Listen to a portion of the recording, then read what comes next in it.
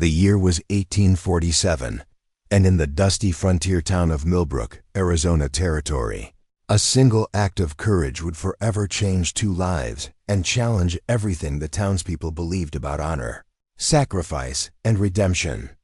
Before we jump back in, tell us where you're tuning in from, and if this story touches you, make sure you're subscribed because tomorrow I've saved something extra special for you. Edward Callahan had been riding the cattle trails for nearly 15 years when he first set foot in Millbrook.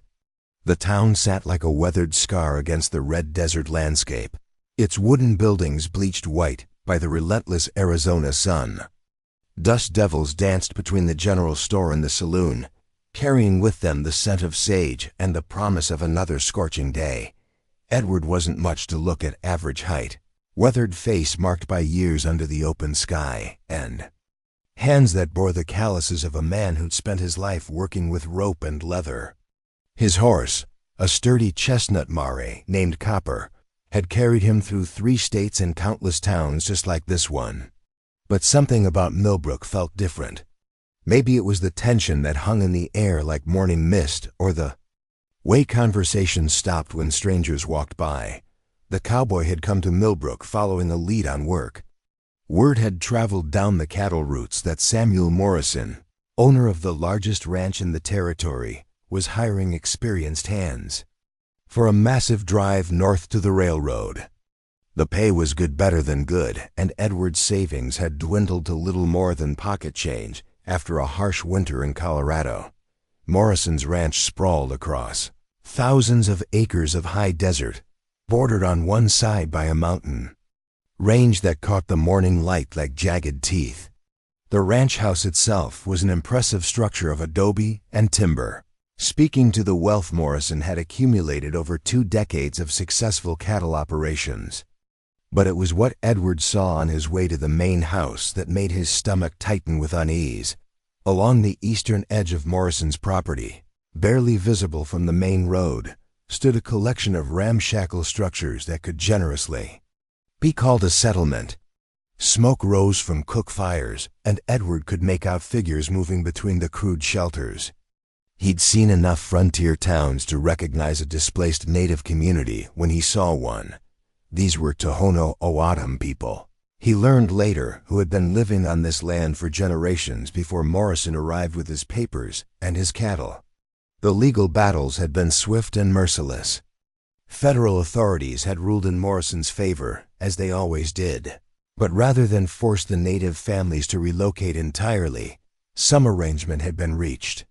The details were murky, but the result was clear. The Tohono O'odham now lived as laborers on land that had once been theirs, working Morrison's cattle and maintaining his property for wages that barely covered their basic needs. Edward met Morrison on a Tuesday morning in late September. The rancher was a big man with silver hair and the kind of confidence that came from years of getting his way. He looked Edward up and down with calculating eyes, taking in the worn but well-maintained gear, the steady gaze, and the way the cowboy held himself. "You come recommended by Dutch Peterson down in Tucson," Morrison said, settling behind his massive oak desk. "The Dutch say you know cattle and you don't cause trouble. Is that true?" "I do my job and mind my own business," Edward replied. "Been working cattle since I was 16. Never missed a drive, never lost a herd." Morrison nodded approvingly. "Good. I need men who understand their place. This operation runs smoothly because everyone knows the rules and follows them. You'll be working with my crew chief, Frank Holloway. He'll show you the ropes, explain how things work around here." The pay Morrison offered was indeed generous, more than Edward had made in his last 3 jobs combined. But as he shook hands with the rancher, sealing the agreement, something in Morrison's eyes suggested there might be more to this job than simple cattle work. Frank Holloway turned out to be a lean, hard man with sun-damaged skin and the kind of smile that never reached his eyes. He'd been with Morrison for 8 years, he told Edward, and in that time had learned to appreciate the benefits of working for a man who rewarded loyalty and dealt harshly with problems. "The boss has built something special here," Holloway explained, as he led Edward on a tour of the ranch facilities. "But it takes constant vigilance to maintain it. The cattle business is tough enough without outside interference." When they reached the equipment shed, Edward noticed something that made him pause. Hanging on the wall among the bridles and ropes were several leather whips, not the kind used for moving cattle, but heavier, more brutal implements designed for a different purpose entirely. "Those aren't for the livestock," Holloway said, noticing Edward's gaze. "Sometimes we have discipline problems among the workers. Morrison believes in maintaining order through clear consequences." Edward said nothing, but something cold settled in his chest. He'd worked for hard men before, ranchers who demanded long hours and accepted no excuses. But there was something different here, something that went beyond the normal harsh realities of frontier life. Over the following weeks, Edward threw himself into the work with his usual dedication. The cattle were in good condition, and the other ranch hands seemed competent, if quietly watchful. But gradually, he began to understand the true nature of Morrison's operation, that the Tohono O'odham workers lived under conditions that bordered on servitude. Their wages were paid in credit at Morrison's company store, where prices were inflated far beyond what the same goods cost in town. Any worker who fell behind on their debts faced harsh penalties, reduced rations, longer hours, or worse. And if anyone spoke out against the system or tried to leave, they were brought before Morrison for what he called corrective measures. Edward witnessed his first such session on a gray October morning. A young native man named Joseph Redhawk had been caught trying to leave the ranch with his family in the middle of the night. Morrison's men had brought him back, and now the entire native community had been assembled to watch his punishment. "This is what happens," Morrison announced to the gathered crowd, "when people forget their obligations and try to break their agreements with me." Joseph was tied to a post in the center of the compound. Morrison selected one of the heavy whips from the shed and handed it to Holloway. The first strike across Joseph's back drew blood and a strangled cry. By the fifth strike, the young man had passed out. They revived him with cold water and continued. Edward stood with the other ranch hands, watching in sick fascination as Morrison made his point. Around them, the Tohono O'odham families watched in silent horror, many holding small children who pressed their faces against their parents' clothing to avoid seeing the brutality. It was then that Edward noticed her, a small girl, perhaps 7 or 8 years old, standing near the front of the crowd. Unlike the other children, she wasn't hiding her face. Instead, she stared directly at Morrison with an expression of pure, undiluted hatred that seemed far too old for her young features. Her name was Little Dove, he learned later. Her father was Thomas Greyhorse, one of the most respected men in the community and someone Morrison particularly enjoyed humiliating. Little Dove had been born on this land, before the papers and the lawyers and the cattle. To her, every sunrise over the mountains, every drop of water from the ancient well, every blade of grass was part of her heritage. After Joseph's punishment ended and the crowd dispersed, Edward found himself thinking about that little girl's eyes. There had been no fear in them, only a burning defiance that reminded him of something he'd almost forgotten about himself. That night, he sat on the porch of the bunkhouse, watching the lights flicker in the native settlement. The other ranch hands were inside, playing cards and drinking Morrison's whiskey, but Edward needed the cool air and the silence to process what he'd seen. The punishment of Joseph Redhawk wasn't an aberration, he realized. It was the foundation of Morrison's entire system. Fear kept the workers in line, and public displays of brutality ensured that fear remained fresh and sharp. Morrison had built his prosperity on the backs of people who had no choice but to endure whatever he decided to inflict upon them. Edward had grown up poor in Texas, the son of a farmer who'd lost everything to drought and debt. He'd learned early that the world was divided between those who had power and those who didn't. and he'd spent most of his adult life trying to stay invisible to both. But watching that little girl's defiant stare had awakened something in him that he'd thought was long dead. The next few weeks passed in a haze of routine work and careful observation. Edward learned the patterns of the ranch, the schedules of the guards, and the subtle ways in which Morrison maintained his control. He also began to pay attention to the native community in a way he never had before. Thomas Greyhorse worked as Morrison's head stable manager, a position that required him to interact regularly with the ranch hands and oversee the care of nearly 100 horses. He was a man in his 40s with graying hair and intelligent eyes that missed nothing. Despite the circumstances of his situation, he carried himself with dignity and commanded respect from both his own people and many of Morrison's men. Little Dove, Edward discovered, was Thomas's only child.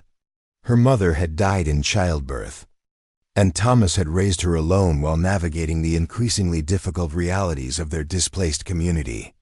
The girl was bright and curious, with a gift for languages that allowed her to speak fluent English alongside her native Tohono. ODHAM.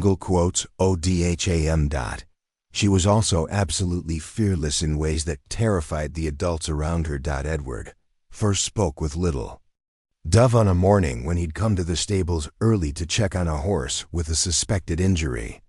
She was there ahead of him, carefully brushing down a mare that had been overworked the day before. "You're the new cowboy," she said without looking up from her work. "The one who watches everything but doesn't say anything." Edward paused, surprised by her directness. "I suppose that's one way to put it. My father says quiet men are either very wise or very dangerous." She glanced up at him with those remarkable eyes.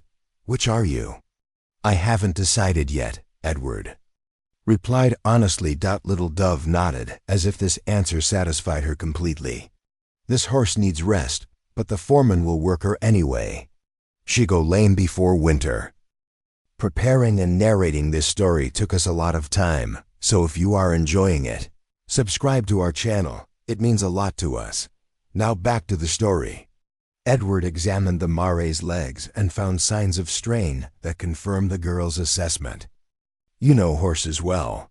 "I know everything that happens on this ranch," Little Dove said with calm certainty. "I see what the adults pretend not to notice." There was something unsettling about the conversation, but Edward found himself drawn back to the stables over the following days. Little Dove was usually there, and gradually their brief exchanges evolved into longer talks. She told him about the land as it had been before Morrison, about the seasonal migrations her people had followed for centuries, and about the sacred places that were now pastures for cattle. In return, Edward found himself sharing stories of his own travels, describing mountains and rivers and towns he'd seen during his years on the cattle trails. Little Dove listened with the intense focus of someone hungry for knowledge of the world beyond the ranch's boundaries. It was during one of these conversations that Edward realized he was being watched. Frank Holloway stood in the doorway of the stable, his cold eyes taking in the scene with obvious disapproval. "Morrison wants to see you, Callahan," Holloway said. "Now." Edward felt his stomach tighten as he followed Holloway across the yard to the ranch house. Morrison was waiting in his office, seated behind the oak desk with his hands folded. The afternoon light streaming through the window cast harsh shadows across his face. "I understand you've been spending time talking with the native workers," Morrison said without preamble. "That's not something I encourage among my men." "I was checking on the horses," Edward replied carefully. "The girl knows them well." Morrison's smile was thin and humorless. "Little Dove is Thomas Greyhorse's daughter. Thomas is a valuable worker, but his daughter has some troubling tendencies. She asks too many questions, shows too much spirit. I've been considering whether some corrective measures might be necessary." The threat hung in the air between them, like smoke. Edward felt his hands clench involuntarily as he imagined Morrison's whip falling across that small, defiant figure. "She's just a child," Edward said quietly. She's a potential problem, Morrison corrected. And problems on my ranch get dealt with before they can grow larger. I trust you understand my meaning. Edward understood perfectly. He also understood that something fundamental had shifted in his relationship with Samuel Morrison and everything. The man represented. As he walked back across the yard, he caught sight of Little Dove near the well, drawing water for her father's horses. She looked up and waved, and Edward felt something harden in his chest like cooling metal. The choice he'd been avoiding for weeks was no longer avoidable. In a world divided between those with power and those without, Edward Callahan was about to discover which side he truly belonged on. The first signs of trouble came on a crisp November morning when Edward arrived at the stables to find Thomas Greyhorse's hands shaking as he saddled Morrison's prize stallion. The older man's face was pale beneath his weathered skin, and when he reached for the bridle, Edward noticed fresh bruises on his wrists. What happened? Edward asked quietly, glancing around to ensure they were alone. Thomas shook his head, his jaw set in a hard line. Morrison thinks someone's been stealing grain from the feed stores. He's decided to make examples until the thief comes forward. Edward's blood chilled. He'd seen Morrison's version of making examples. Who? Started with old Marcus Whitehawk yesterday. 15 strikes for being the first one to claim he knew nothing. Thomas's voice was barely above a whisper. Today. It's supposed to be Sarah Crowfeather, then her son Billy tomorrow if no one confesses. The theft accusations were almost certainly fabricated, Edward realized. Morrison periodically needed to reinforce his authority through displays of violence, and missing grain provided a convenient excuse. The man had probably sold the grain himself and was now using its absence as justification for a reign of terror. And if no one confesses? Edward asked, though he already knew the answer. Thomas's eyes found his daughter across the yard, where Little Dove was feeding scraps to a mangy dog that had wandered onto the ranch. He works his way through the entire community until someone breaks, or until he gets bored with the game. Edward spent the rest of the morning in a state of barely controlled fury. He'd witnessed injustice before. The frontier was full of men who used their power to exploit others, but Morrison's systematic brutality felt different. This wasn't just greed or casual cruelty. It was a calculated campaign to break the spirit of an entire community. By midday, word had spread through the ranch that Sarah Crowfeather's punishment would take place at sunset. Morrison always scheduled these events for maximum psychological impact, ensuring that his victims would spend hours contemplating their fate while the community gathered to watch. Edward found himself at the corral, where Little Dove was helping her father tend to an injured colt. The girl worked with quiet efficiency, her small hands gentle as she cleaned a cut on the animal's leg. But Edward could see the tension in her shoulders, the way her eyes kept darting toward the main house, where Morrison was undoubtedly preparing for the evening's entertainment. "Papa," Little Dove said suddenly, not looking up from her work, "why don't we just leave? At night, when the guards are drunk, we could take the mountain trail to my grandmother's people." Thomas's face crumpled with pain. "You know why, Little? 1. Morrison's men would hunt us down within a day. And when they brought us back, he didn't need to finish. They all knew what Morrison did to families who tried to escape." Edward had heard whispered stories of punishment so severe that strong men had died before they were complete.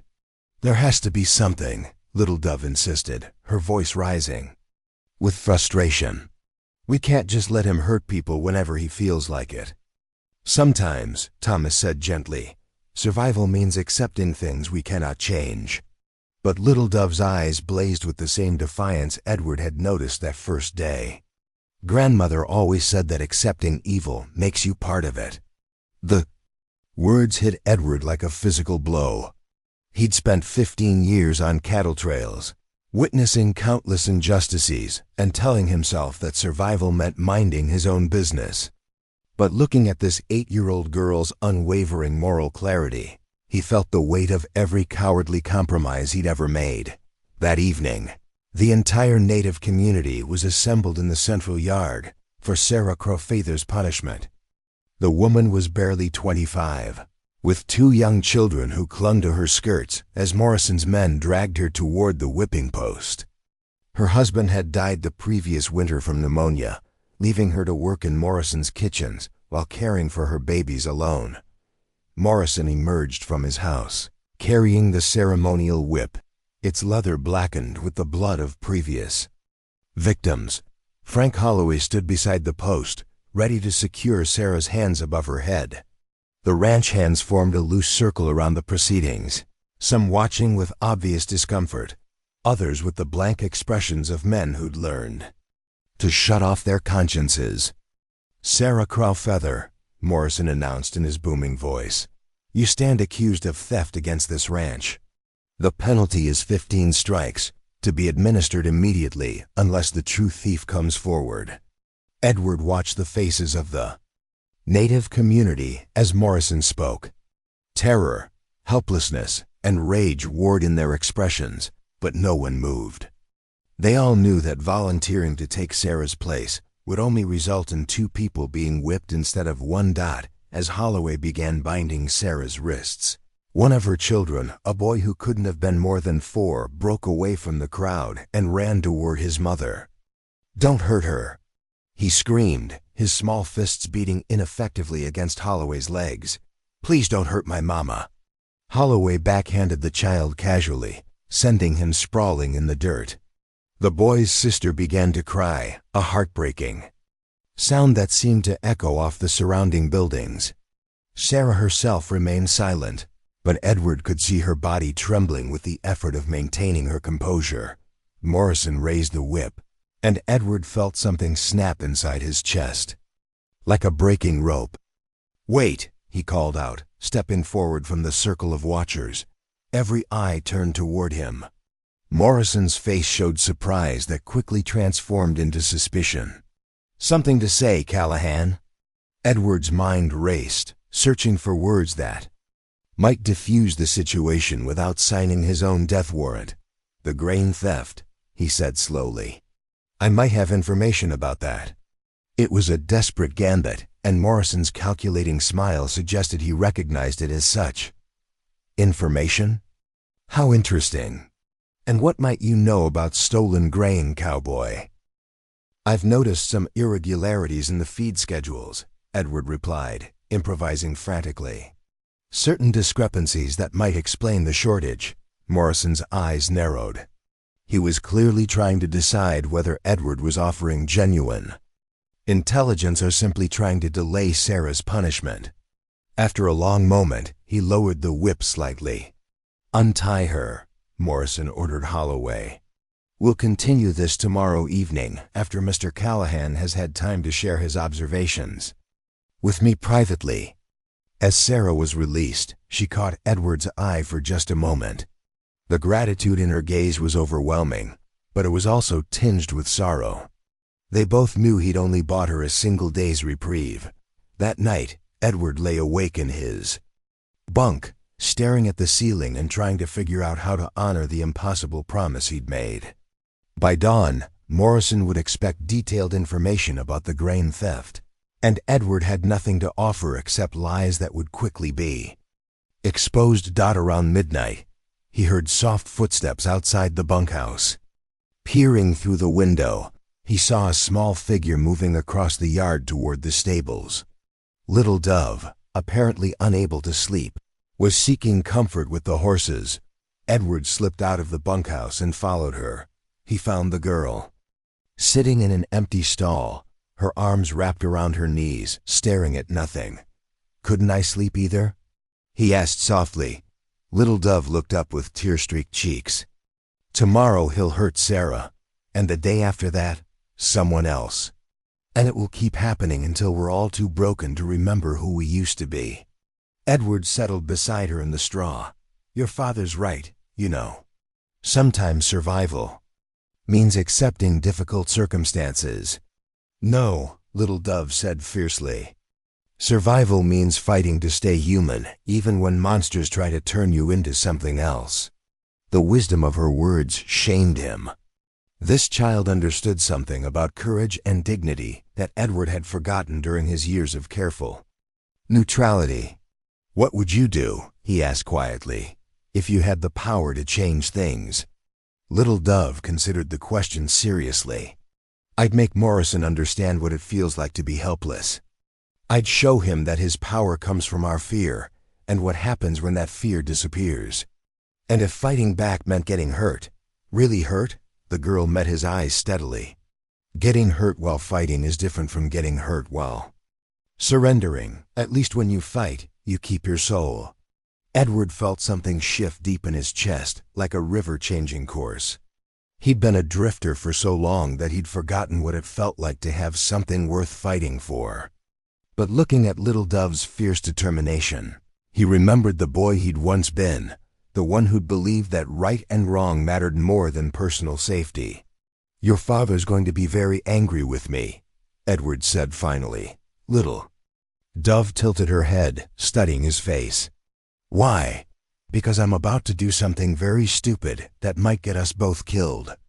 For the first time since he'd known her, Little Dove smiled, a genuine expression of joy that transformed her serious features. "Good," she said simply. "I was starting to think all the adults had forgotten how to be brave."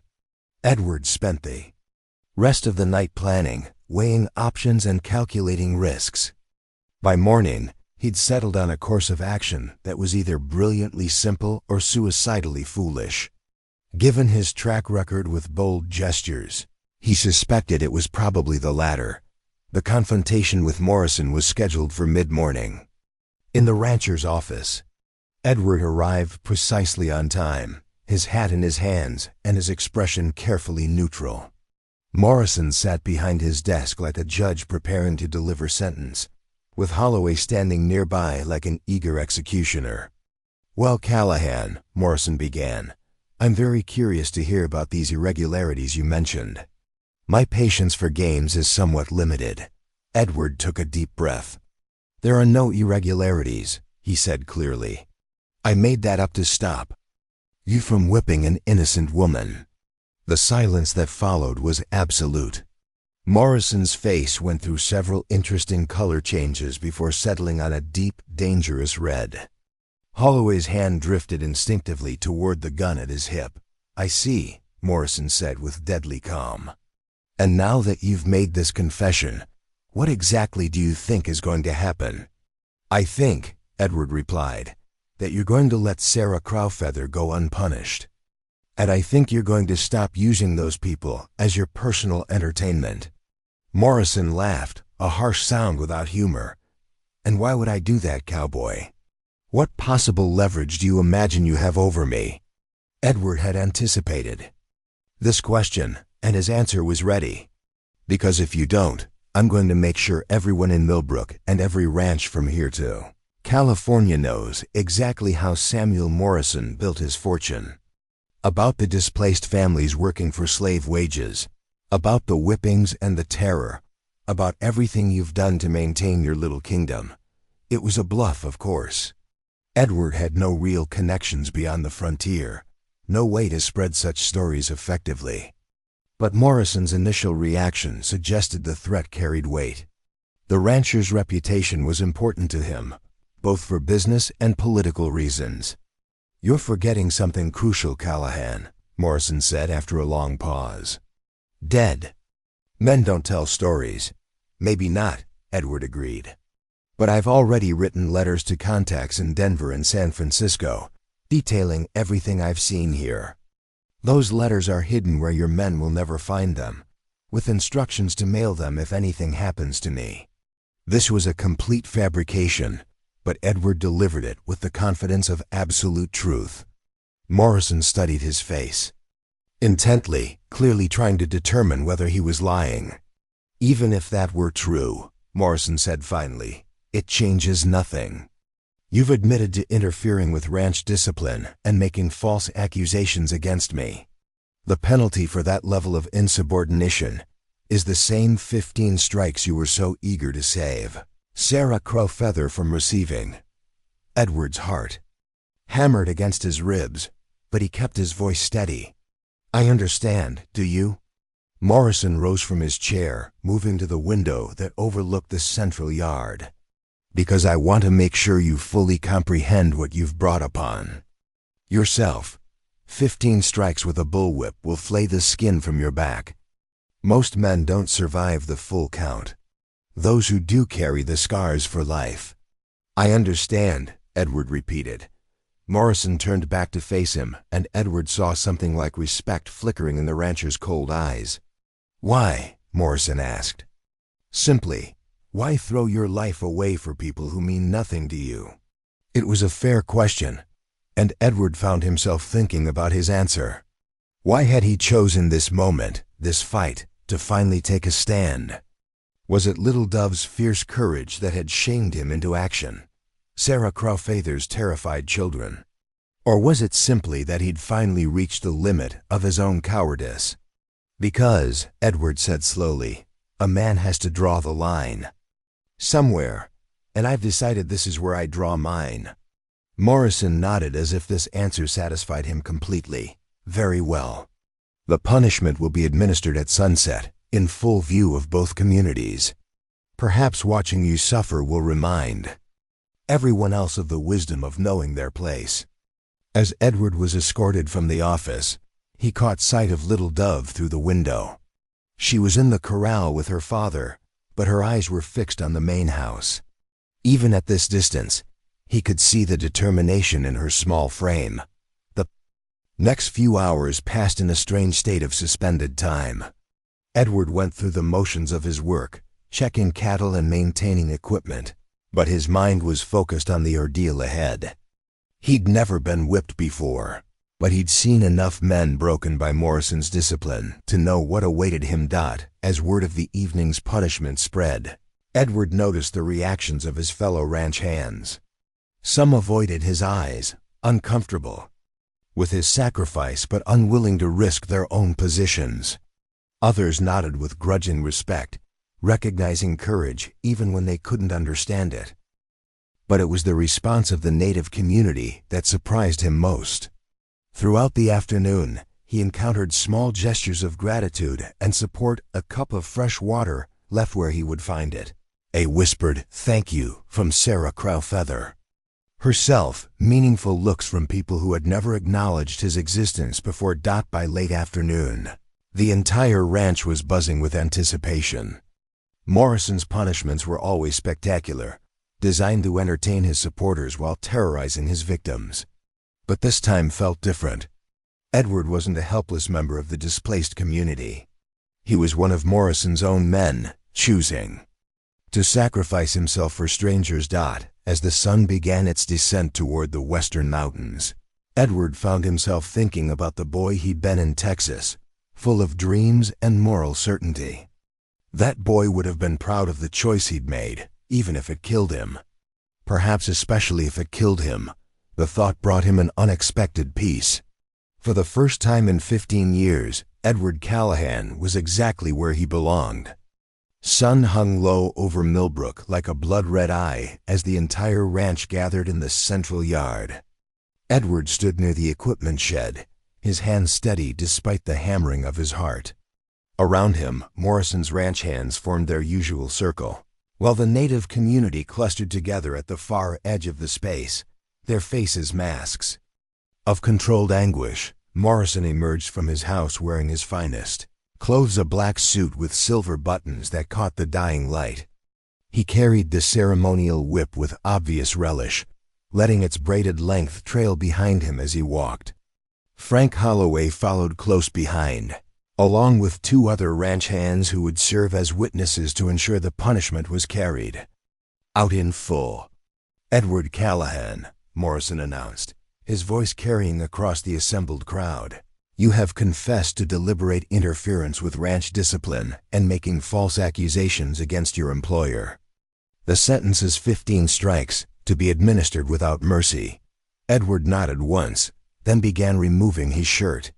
The evening air was cool against his skin, raising goosebumps along his arms and chest.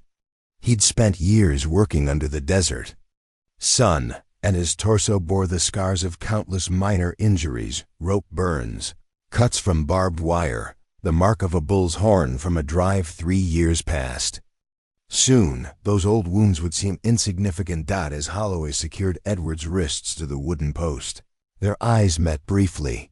The foreman's expression was unreadable, but Edward thought he detected a flicker of something that might have been regret. "Any last words, Cowboy?" Morrison asked, testing the whip's weight in his hands. Edward scanned the crowd until he found little Dove standing beside her father. The girl's face was pale but determined, and when their eyes met, she gave him the slightest nod of encouragement. That small gesture filled him with more strength than he'd thought possible. "Just this," Edward said, his voice carrying clearly across the yard. "Sometimes a man has to choose between being safe and being human. I choose human." Morrison's smile was cruel and anticipatory. Admirable sentiment. "Let's see how long it lasts." The first strike came without warning, a line of liquid fire across Edward's shoulders that drove the breath from his lungs. The sound of leather meeting flesh echoed off the surrounding buildings like a gunshot, followed immediately by the collective intake of breath from the watching crowd. Edward had braced himself for pain, but the reality exceeded his worst imaginings. It felt as though someone had laid a red-hot iron bar across his back, and the burning sensation seemed to intensify rather than fade. Blood began trickling down his spine almost immediately. "One," Morrison called out with satisfaction. The second strike fell lower, crossing the first to create a crude X pattern. Edward's body convulsed involuntarily, and he had to bite his tongue to keep from crying out. The metallic taste of blood filled his mouth, too. By the fourth strike, Edward's vision had begun to blur. The pain was no longer confined to his back, but seemed to radiate through his entire body like poison. He could hear someone sobbing in the crowd, whether from the native community or among Morrison's own men. He couldn't tell. "5," Morrison announced cheerfully. "Not even halfway there, Cowboy. Ready to reconsider your position?" Edward forced himself to lift his head, meeting Morrison's gaze with as much defiance as he could manage. "Go to hell," he whispered. Morrison's laugh was genuinely delighted. "Oh, I do admire spirit. It makes breaking it so much more satisfying." The sixth strike opened a gash so deep that Edward felt warm blood flowing freely down his back. The seventh nearly brought him to his knees, saved only by the ropes holding him upright. By the eighth, he was no longer fully conscious, drifting in and out of awareness like a swimmer struggling against a powerful current. Somewhere in the haze of agony, Edward became aware of a commotion in the crowd. Through pain-clouded eyes, he saw little Dove breaking away from her father's restraining hands, running toward the whipping post with tears streaming down her face. "Stop it!" she screamed, throwing herself between Edward and Morrison's raised whip. "Stop hurting him!" The sight of the small girl standing protectively in front of his bloody, broken form sent a shock through the assembled watchers. Even Holloway stepped back, clearly uncomfortable with the turn of events. Morrison, however, seemed merely annoyed by the interruption. "Remove the child," he ordered his men. "We have 7 more strikes to complete." But as 2 ranch hands moved toward little Dove, she did something that froze everyone in place. Drawing herself up to her full height, which barely reached Edward's elbow, she fixed Morrison with a stare of absolute hatred and spoke in a voice that carried the authority of generations. "My grandmother's spirit sees you," she said in perfect English, her young voice somehow carrying the weight of ancient judgment. "She sees your black heart and the evil you've brought to her land. She says to tell you that every drop of innocent blood you spill will be returned to you threefold." The effect of her words was electric. The native community, who had been watching in horrified silence, began murmuring among themselves in their own language. Several made protective gestures, and Edward could see recognition and something approaching awe in their faces. Morrison, however, was unimpressed. Primitive superstition, he sneered. Move the child or I'll move her myself. But before anyone could act, Thomas Greyhorse stepped forward from the crowd. The stable master's face was set in lines of grim determination as he approached his. Daughter, little dove, he said gently, you must come away now. The girl turned to her father with anguish written across her features. Papa, they're killing him. He tried to save Sarah, and now they're killing him. Thomas knelt beside his daughter, placing his hands on her small shoulders. I know, little one. But this is his choice, and we must honor it. The old stories say that when someone sacrifices themselves to protect the innocent, their courage becomes part of the land forever, Little Dove said, her voice breaking. Is that true, Papa? Thomas glanced toward Edward's bloody form, then back to his daughter. Yes, he said simply. It's true. Little Dove nodded solemnly, then turned back toward Morrison. Then you haven't won anything, she told the rancher. You've only made him stronger than you'll ever be. With that, she allowed her father to lead her back to the crowd, but not before reaching out to touch Edward's hand briefly. Her small fingers were warm against his cold skin, and somehow that touch seemed to restore a measure of his fading strength. Morrison watched this exchange with growing irritation. Touching, he said sarcastically. Now, where were we? Ah yes, strike number 9. The 9th blow fell with vicious force, opening new wounds that crossed the existing pattern of cuts. Edward's body jerked against the ropes, but he managed to remain conscious. Around him, he could hear the sounds of the watching crowd, some weeping, others praying in languages he didn't understand. 10, Morrison called out. Still with us, Callahan? Good. I'd hate for you to miss the finale. The 10th strike was followed quickly by the 11th, each blow precisely calculated to maximize pain without killing outright. Morrison was an expert at this brutal art, knowing exactly how much punishment a man's body could absorb while keeping him alive to experience every moment. By the 12th strike, Edward was hanging limply from the ropes, his back a maze of crossed cuts that gleamed weightily in the fading light. Blood pooled beneath his feet, and his breathing had become shallow and irregular. Several people in the crowd had turned away, unable to watch any longer. 13, Morrison announced with obvious pleasure. Just 2 more, Cowboy. Think you can make it? Edward tried to respond, but found he had no voice left.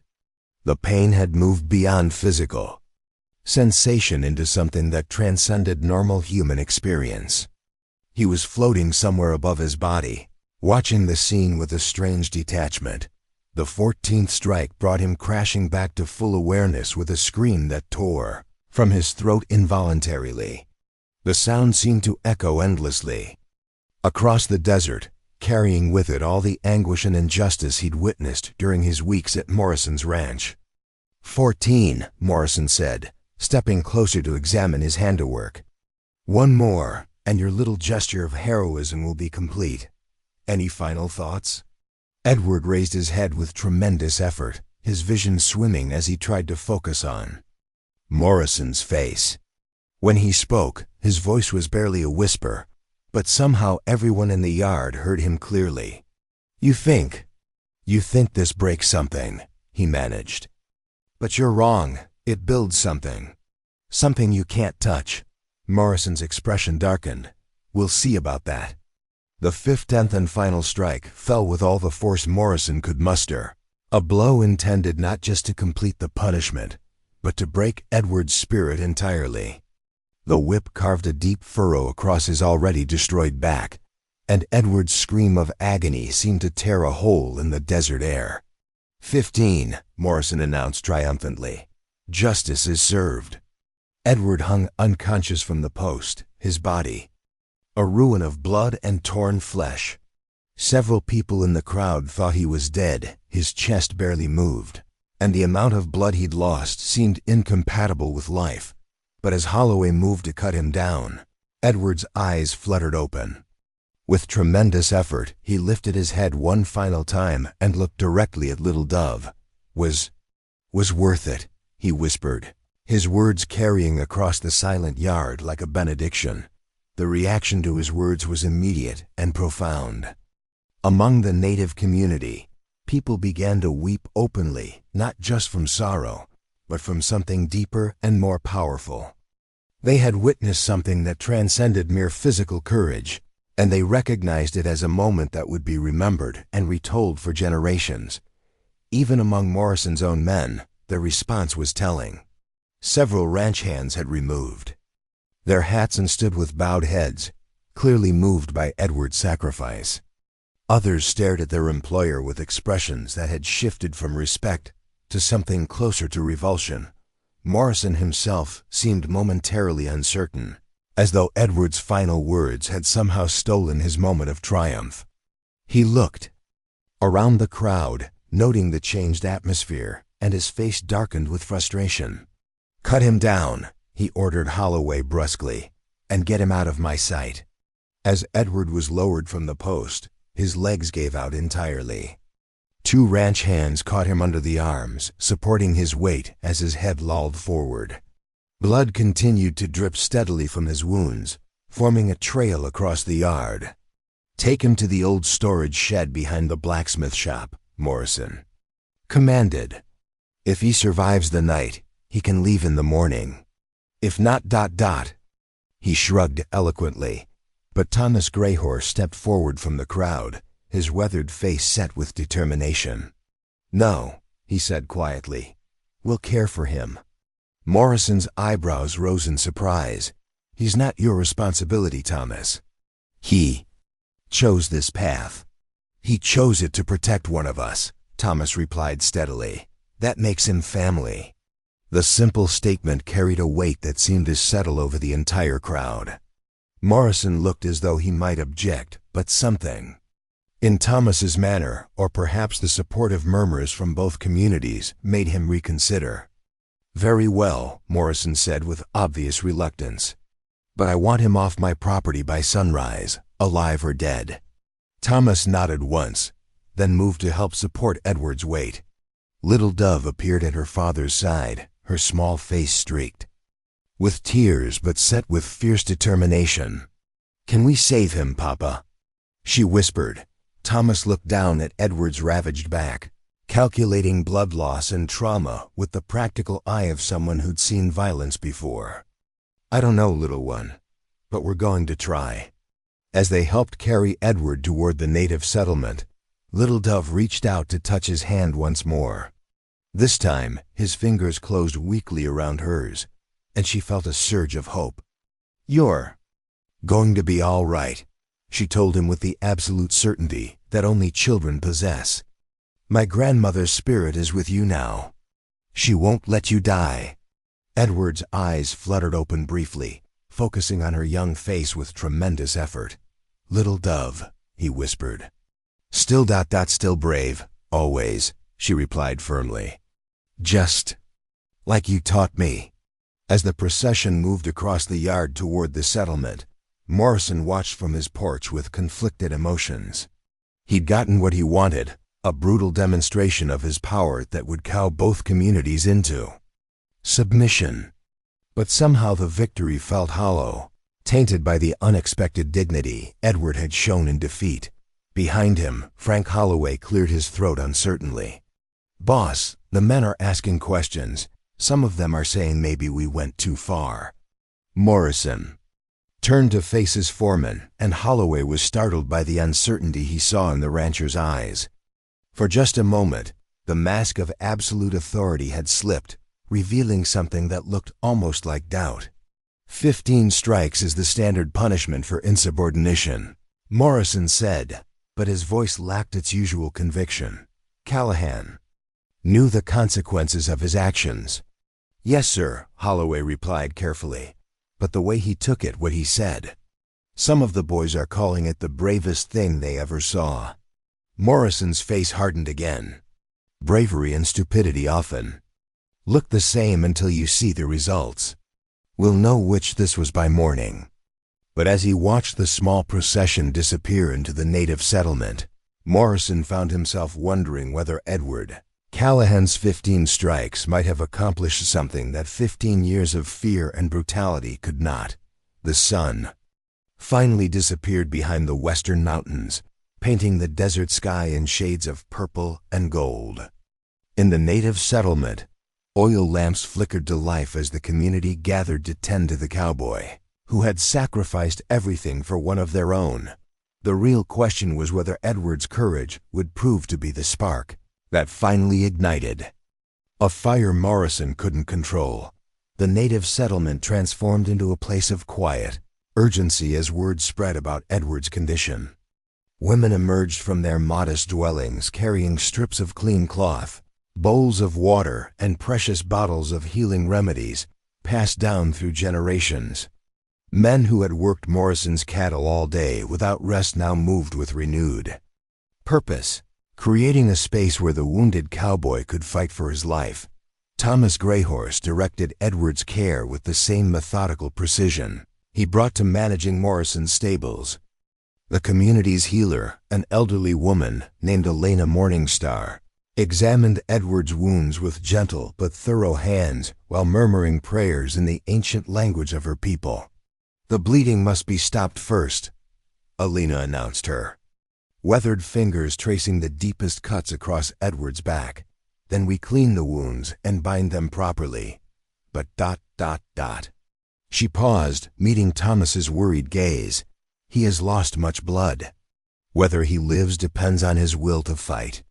Little Dove knelt beside the makeshift bed they'd created from blankets and horse blankets, her small hand resting lightly on Edward's arm. His skin was pale and cold to the touch, his breathing so shallow that she had to watch carefully to see his chest rise and fall. "He's still fighting," she said with quiet certainty. "I can feel it." Elena smiled at the girl's fierce determination. "Then we must give him every reason to keep fighting." The healing process began with ancient remedies that had sustained the Tohono O'odham people for countless generations.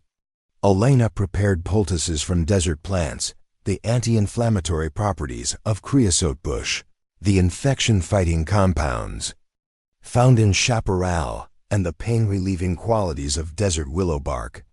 These treatments, combined with careful cleaning and precise bandaging, represented medical knowledge that predated Morrison's ranch by centuries. As Elena worked, other members of the community gathered outside the small dwelling where Edward lay.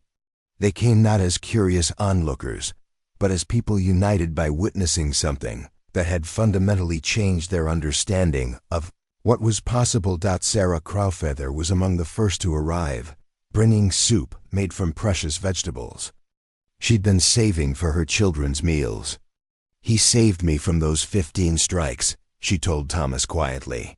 "The least I can do is help him heal from the ones he took in my place." Others followed with their own offerings. Joseph Redhawk, the young man who had been whipped weeks earlier, brought a hand-carved wooden cup filled with clean water. Marcus Whitehawk, despite his own recent injuries, offered strips of soft leather that could be used for bandages. Each gift represented a sacrifice from people who had almost nothing, but who understood the sacred nature of honoring courage. Throughout the long night, members of the community took turns sitting vigil beside Edward's bed. They spoke to him in whispered voices, sharing stories of their ancestors' bravery, of times when their people had faced impossible odds and found the strength to endure.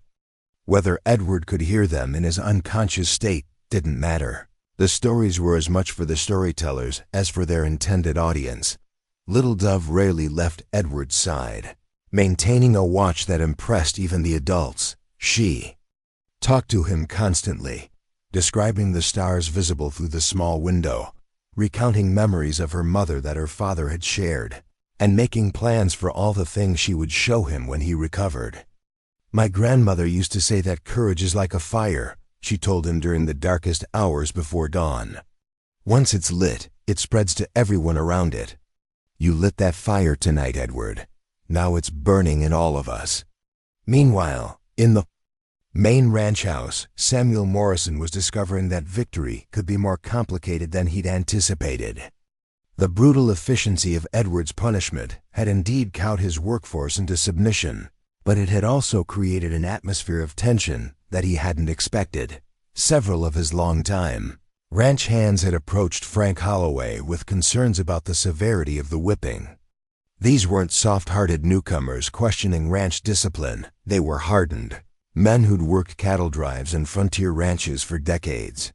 Their discomfort with what they'd witnessed spoke to something deeper than squeamishness. "The Dundee boys are saying it went too far," Holloway reported during a late-night conversation in Morrison's study. 15 strikes for trying to protect a woman and her kids. Some of them are calling it excessive. Morrison poured himself another whiskey, his third since the punishment had ended. Callahan knew the consequences when he chose to interfere. "I didn't create those consequences, I simply enforced them." "Maybe so," Holloway replied carefully. "But the way he took it, the things he said, it's got people thinking. About right and wrong, about what kind of men they want to be." The foreman's words carried a warning that Morrison was beginning to understand. Fear was an effective tool for maintaining control, but only as long as people felt they had something to lose. Edward's willingness to sacrifice everything for strangers had demonstrated a different kind of power, one that Morrison's brutality couldn't touch. "What are you suggesting, Frank?" Morrison asked, though he suspected he already knew the answer. "Maybe it's time to ease up a bit. Give people some breathing room. Show a little mercy. The native workers are already broken. We don't need to keep breaking them." Morrison considered this advice while staring out the window toward the settlement, where Edward fought for his life. The rancher had built his empire on the principle that absolute control required absolute willingness to use violence. But Edward's defiance had introduced a variable that didn't fit the equation. As dawn approached, word began filtering back to the main ranch about Edward's condition. The native workers who reported for their morning duties carried with them updates on his progress. The bleeding had been stopped. The fever was manageable. His breathing had grown stronger during the night. More importantly, they carried themselves differently. The defeated posture that had characterized the community for months had been replaced by something Morrison recognized and feared. Hope. The change was subtle, but unmistakable. Workers met his eyes directly instead of staring at the ground. Conversations didn't immediately cease when he approached. The atmosphere of constant terror that had been his primary tool of control was evaporating like morning mist. By mid-morning, Morrison knew he had to act. Edward's survival was becoming a symbol of resistance that threatened everything he'd built. The cowboy had to be removed from the ranch immediately, before his continued presence could inspire further acts of defiance. Morrison found Thomas Greyhorse in the main stable, tending to a mare that had thrown a shoe. The stable master looked up as his employer approached, and Morrison was struck by the change in the man's demeanor. The deference that had characterized their interactions for years had been replaced by something that looked suspiciously like dignity. "I want Callahan gone," Morrison said without preamble. "Today, whether he can ride or not." Thomas straightened slowly, setting down his tools with deliberate care. "He's not strong enough to travel. Moving him now could kill him." "That's not my concern," Morrison replied coldly.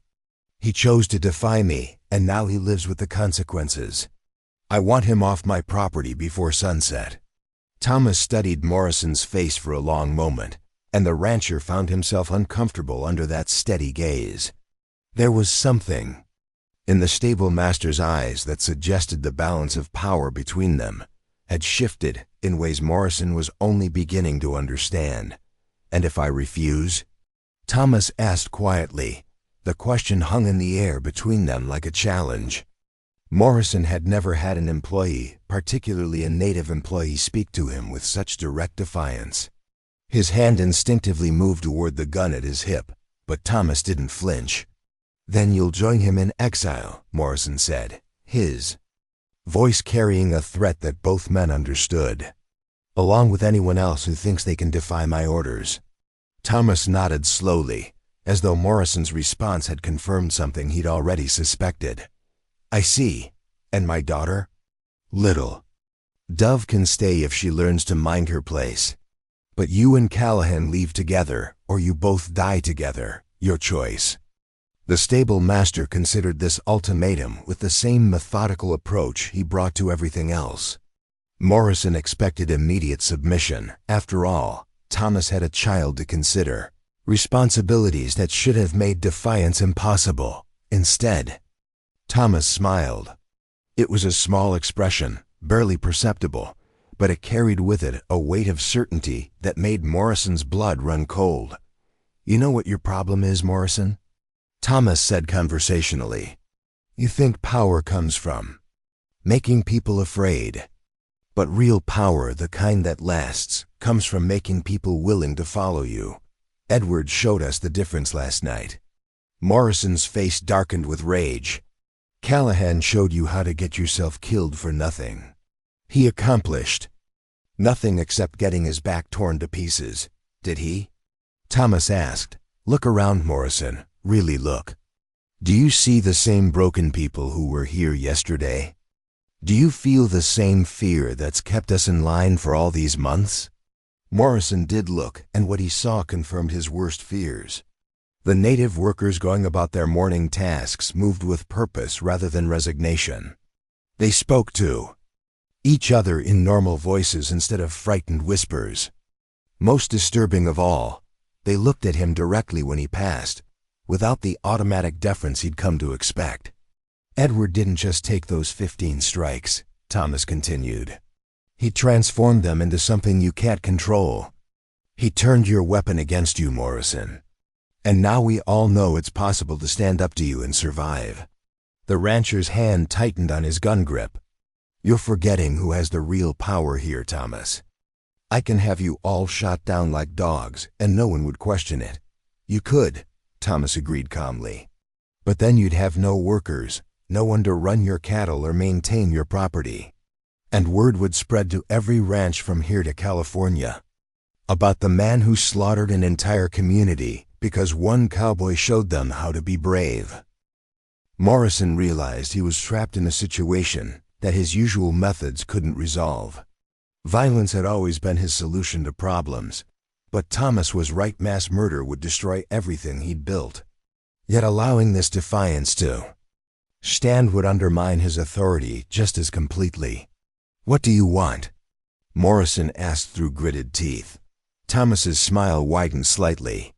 Fair wages for fair work, decent living conditions, an end to the whippings and the terror, the right to leave if we choose, without being hunted down like animals. And in return, we continue to work your ranch, tend your cattle, maintain your property. But as employees, not slaves. As human beings who deserve basic dignity. Morrison stared at the stable master with a mixture of rage and grudging respect. In less than 12 hours, Edward Callahan's sacrifice had accomplished what years of complaints and pleas had failed to achieve. The cowboy had given the community something they'd lost, the courage to demand better treatment. I need time to consider your terms, Morrison said finally. Thomas shook his head. You have until Edward is strong enough to travel. When he leaves, we all leave unless you agree to treat us with the respect we deserve. The ultimatum was delivered with quiet certainty, and Morrison understood that Thomas meant every word. The stable master had found his own courage in Edward's example, and that courage was already spreading to others. As Morrison walked back toward his house, he caught sight of little Dove in the settlement, carrying water to the dwelling where Edward was recovering. The girl moved with the same determined grace that had marked her intervention the night before, and Morrison realized that she too had been transformed by what she'd witnessed. The rancher had always prided himself on understanding human nature, on knowing exactly how much pressure it took to break someone's spirit.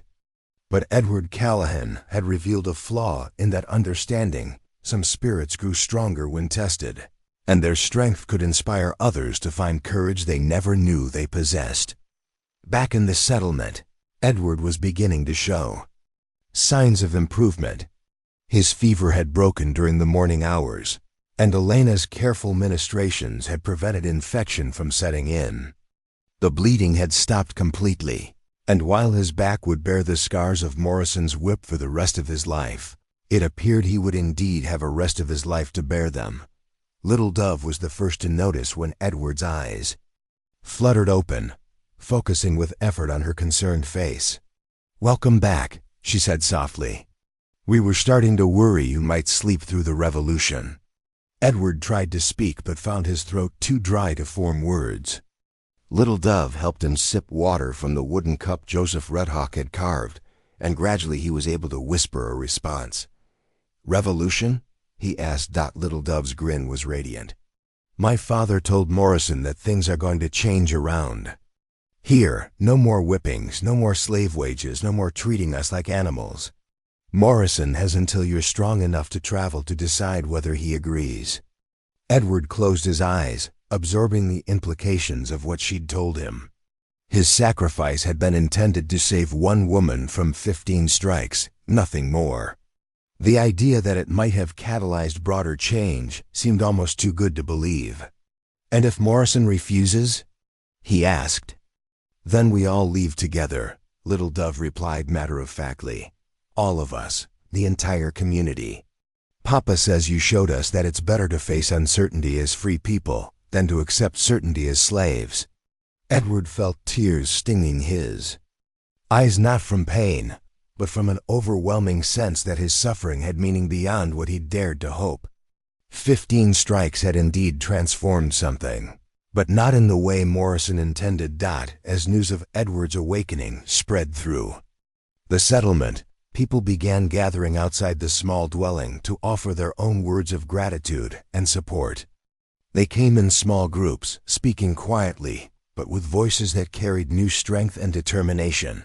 The revolution Little Dove had mentioned was indeed underway, and it had been born from the simple recognition that courage, once displayed, could not be unseen or forgotten. The question now was whether Samuel Morrison would choose to evolve with his changing world, or whether he would fight to preserve a system of control that Edward Callahan's 15 strikes had already begun to destroy. 3 days after Edward's whipping, Samuel Morrison discovered that controlling a workforce was vastly different from terrorizing one.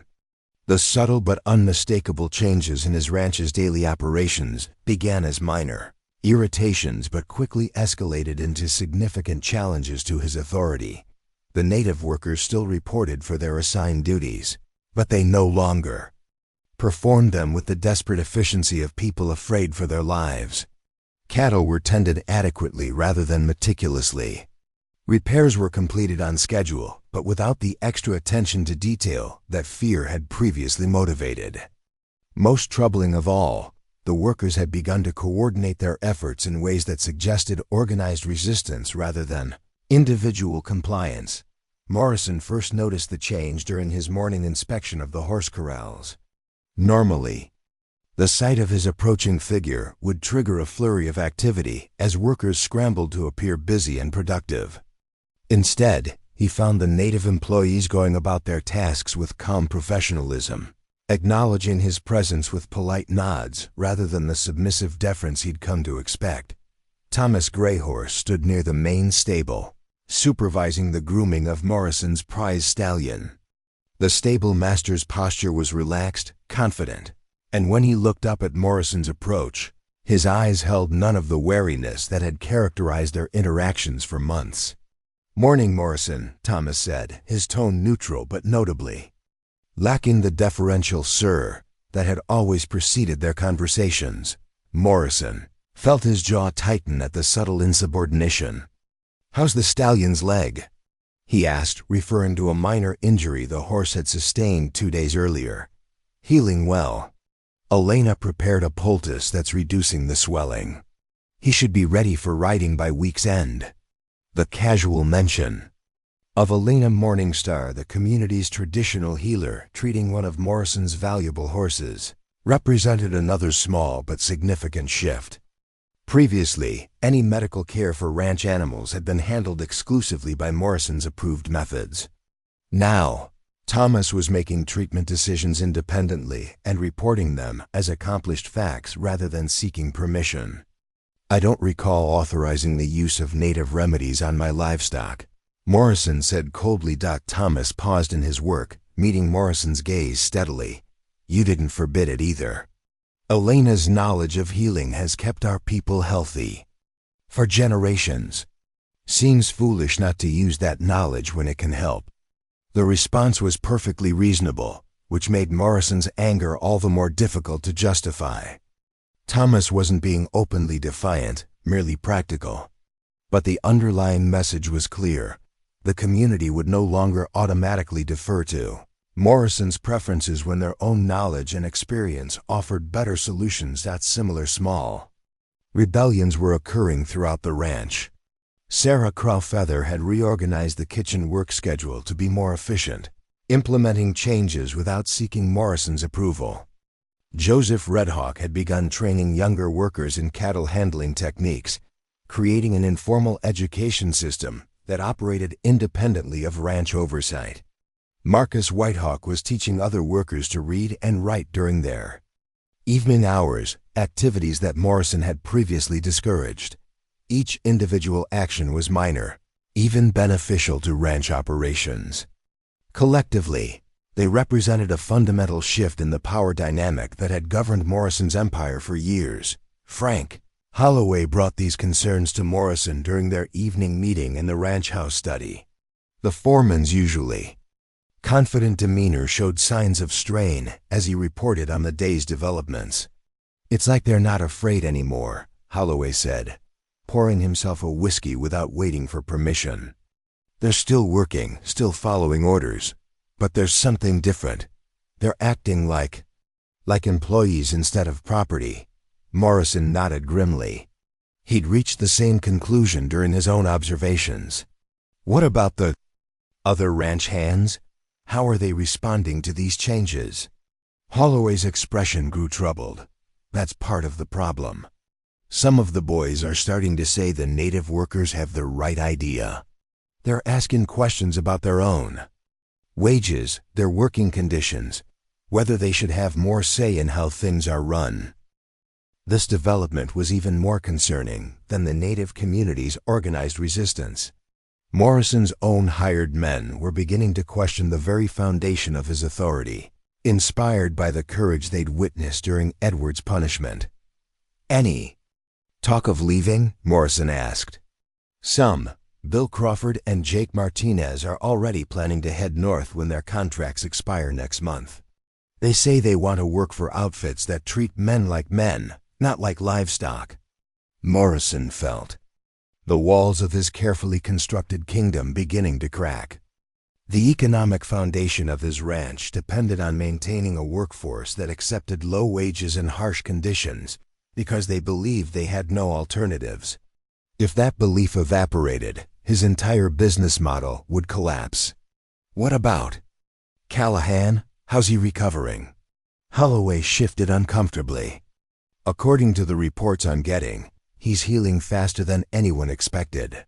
Elena's treatments are working better than conventional medicine might have. He's awake most of the time now, talking with visitors, even sitting up for short periods." Morrison absorbed this information with growing frustration.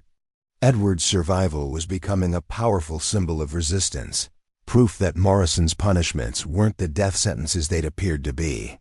Every day the cowboy remained alive strengthened the community's belief that their employer could be challenged and defeated. "I want to see him," Morrison announced suddenly. Holloway's eyebrows rose in surprise. "Sir?" "Callahan. I want to talk to him personally. Tomorrow morning." The foreman looked uncertain. "The native workers might not appreciate you visiting their settlement, especially given the circumstances." Morrison's smile was cold and calculating. "They can appreciate it or not, as they choose. But they'll permit it, because they know I still hold the real power here. And maybe it's time to remind Callahan of that fact as well." The next morning dawned clear and cold, with desert winds carrying the scent of sage and distant rain. Morrison dressed carefully for his visit to the native settlement, choosing clothes that projected authority without appearing overly formal. He wanted to convey strength and confidence, not the desperation he actually felt. Thomas Greyhorse was waiting for him at the settlement's edge, flanked by several other community leaders. Their positioning was clearly intentional, a peaceful but unmistakable assertion that Morrison would enter their space on their terms. "We agreed you could visit Edward," Thomas said without preamble. "But this is our home, Morrison. You'll show respect while you're here." The stable master's tone was polite but firm, establishing boundaries that Morrison had never encountered before. The rancher felt his anger rising but forced himself to nod agreement. He needed this conversation with Edward more than he needed to assert dominance over Thomas. The dwelling where Edward was recovering stood at the heart of the settlement, surrounded by the small homes and workshops that housed the community. As Morrison walked through the narrow paths between buildings, he noticed details that had escaped his attention during previous visits. Gardens flourished behind many homes, carefully tended plots that produced vegetables and medicinal plants. Children played between the dwellings, their laughter carrying clearly in the morning air. Women worked at looms and pottery wheels, creating items of surprising beauty and complexity. This wasn't the collection of broken refugees Morrison had always imagined. It was a functioning community with its own culture and economy. Edward lay propped against several pillows in a bed positioned near the dwelling's single window. Morning light illuminated his face, which showed the pallor of recent trauma, but also the clear eyes of someone whose fever had broken. His back was heavily bandaged, but he sat upright without apparent distress. Little Dove sat beside the bed, reading aloud from a book that Morrison recognized as one of his own apparently. Someone had borrowed it from the ranch house library. The girl looked up as Morrison entered, her expression wary but unafraid. "Hello, Morrison," Edward said, his voice weak but steady. "Come to finish the job?" Morrison studied the cowboy's face, searching for signs of the broken spirit he'd expected to find. Instead, he saw something that looked suspiciously like peace, the expression of a man who had found meaning in his suffering. "I came to see how you were healing," Morrison replied, "and to discuss your future." Edward's smile was thin but genuine. "My future's pretty simple. As soon as I'm strong enough to ride, I'll be leaving your ranch. The question is whether I'll be leaving alone." "That depends on you," Morrison said, settling into a chair that had been positioned nearby. "I'm prepared to offer you a proposition." Little Dove started to speak, but Edward gestured for her to remain silent. The cowboy's eyes never left Morrison's face as he waited to hear the rancher's offer. "You've caused considerable disruption to my operations," Morrison began. "The workers are restless, productivity is declining, and my authority has been undermined. But I'm a practical man, Callahan. I recognize talent when I see it." Edward raised an eyebrow but said nothing. "I want you to stay," Morrison continued. "Not as a ranch hand, but as my partner. Full shares in the operation, equal say in all decisions, your own house and land. In return, you help me restore order and get these people back to work." The offer hung in the air like smoke from a dying fire. Morrison watched Edward's face carefully, looking for signs that the proposition might be tempting. Financial security, social status, and freedom from the hard life of a drifting cowboy.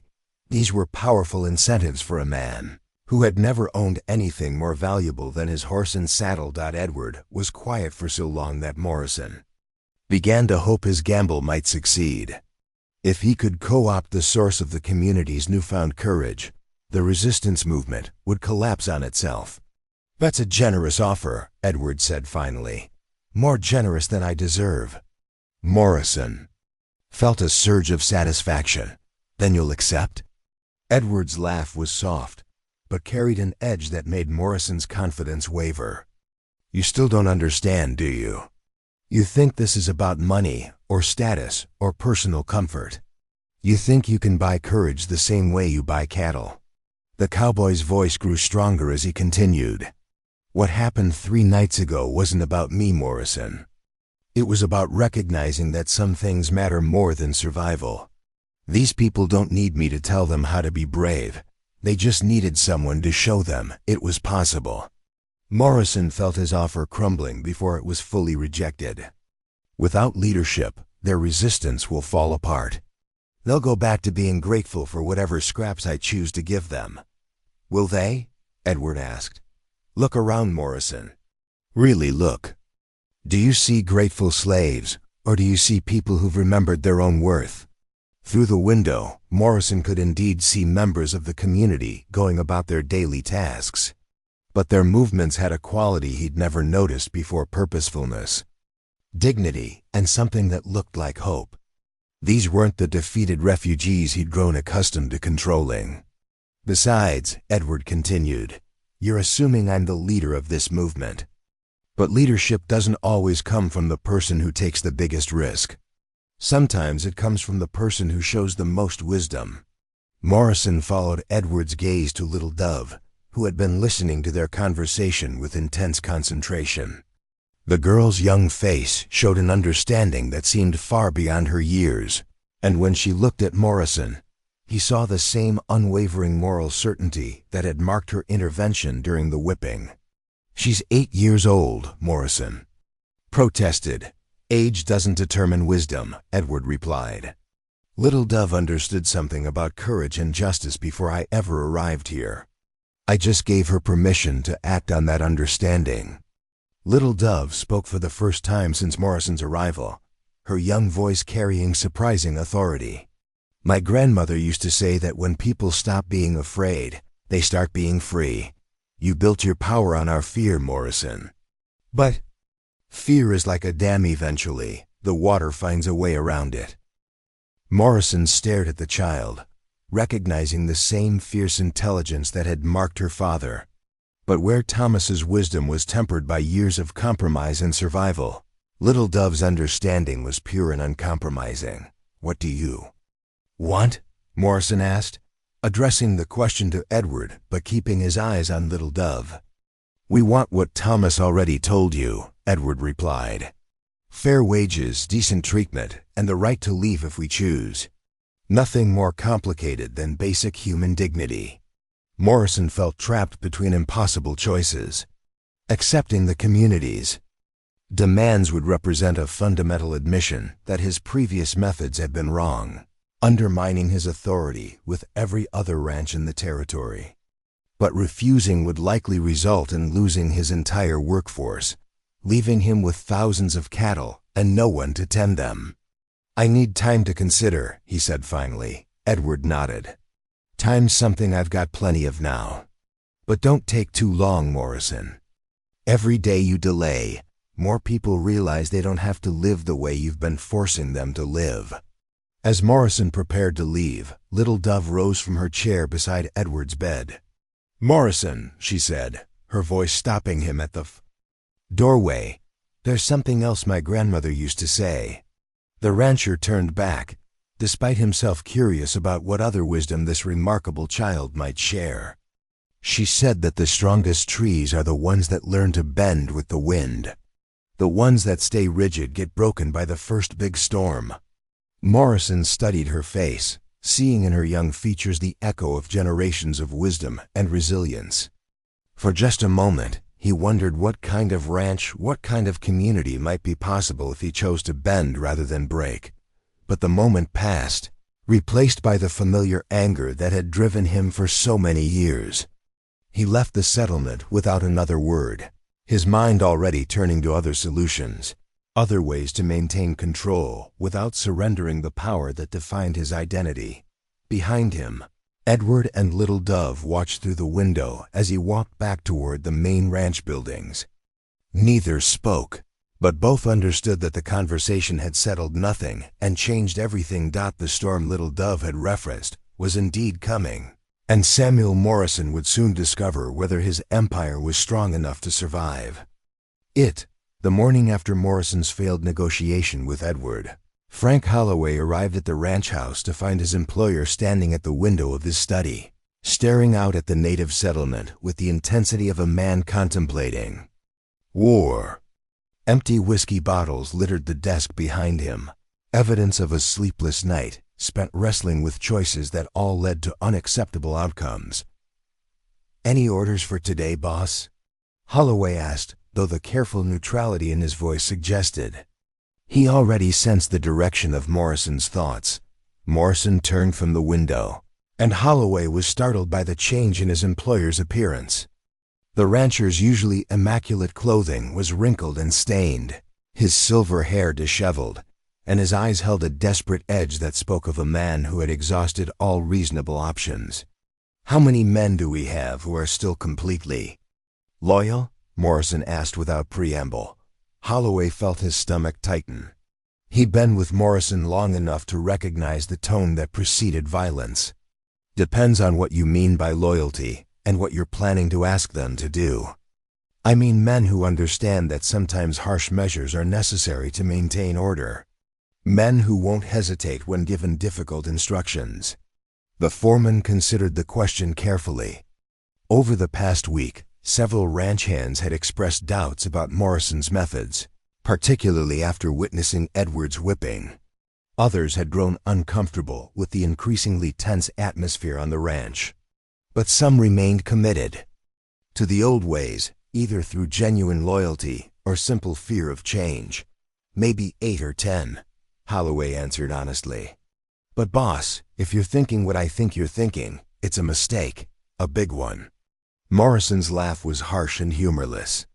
"Everything I've tried has been a mistake, Frank. Trying to reason with them, offering compromises, attempting to buy their cooperation, all mistakes. Sometimes the only language people understand is force. These aren't raiders or rustlers," Holloway protested. "They're families, women and children. Our own workers."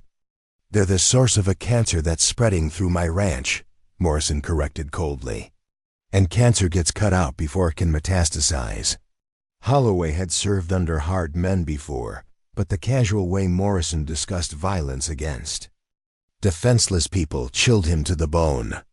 "What exactly are you ordering me to do?"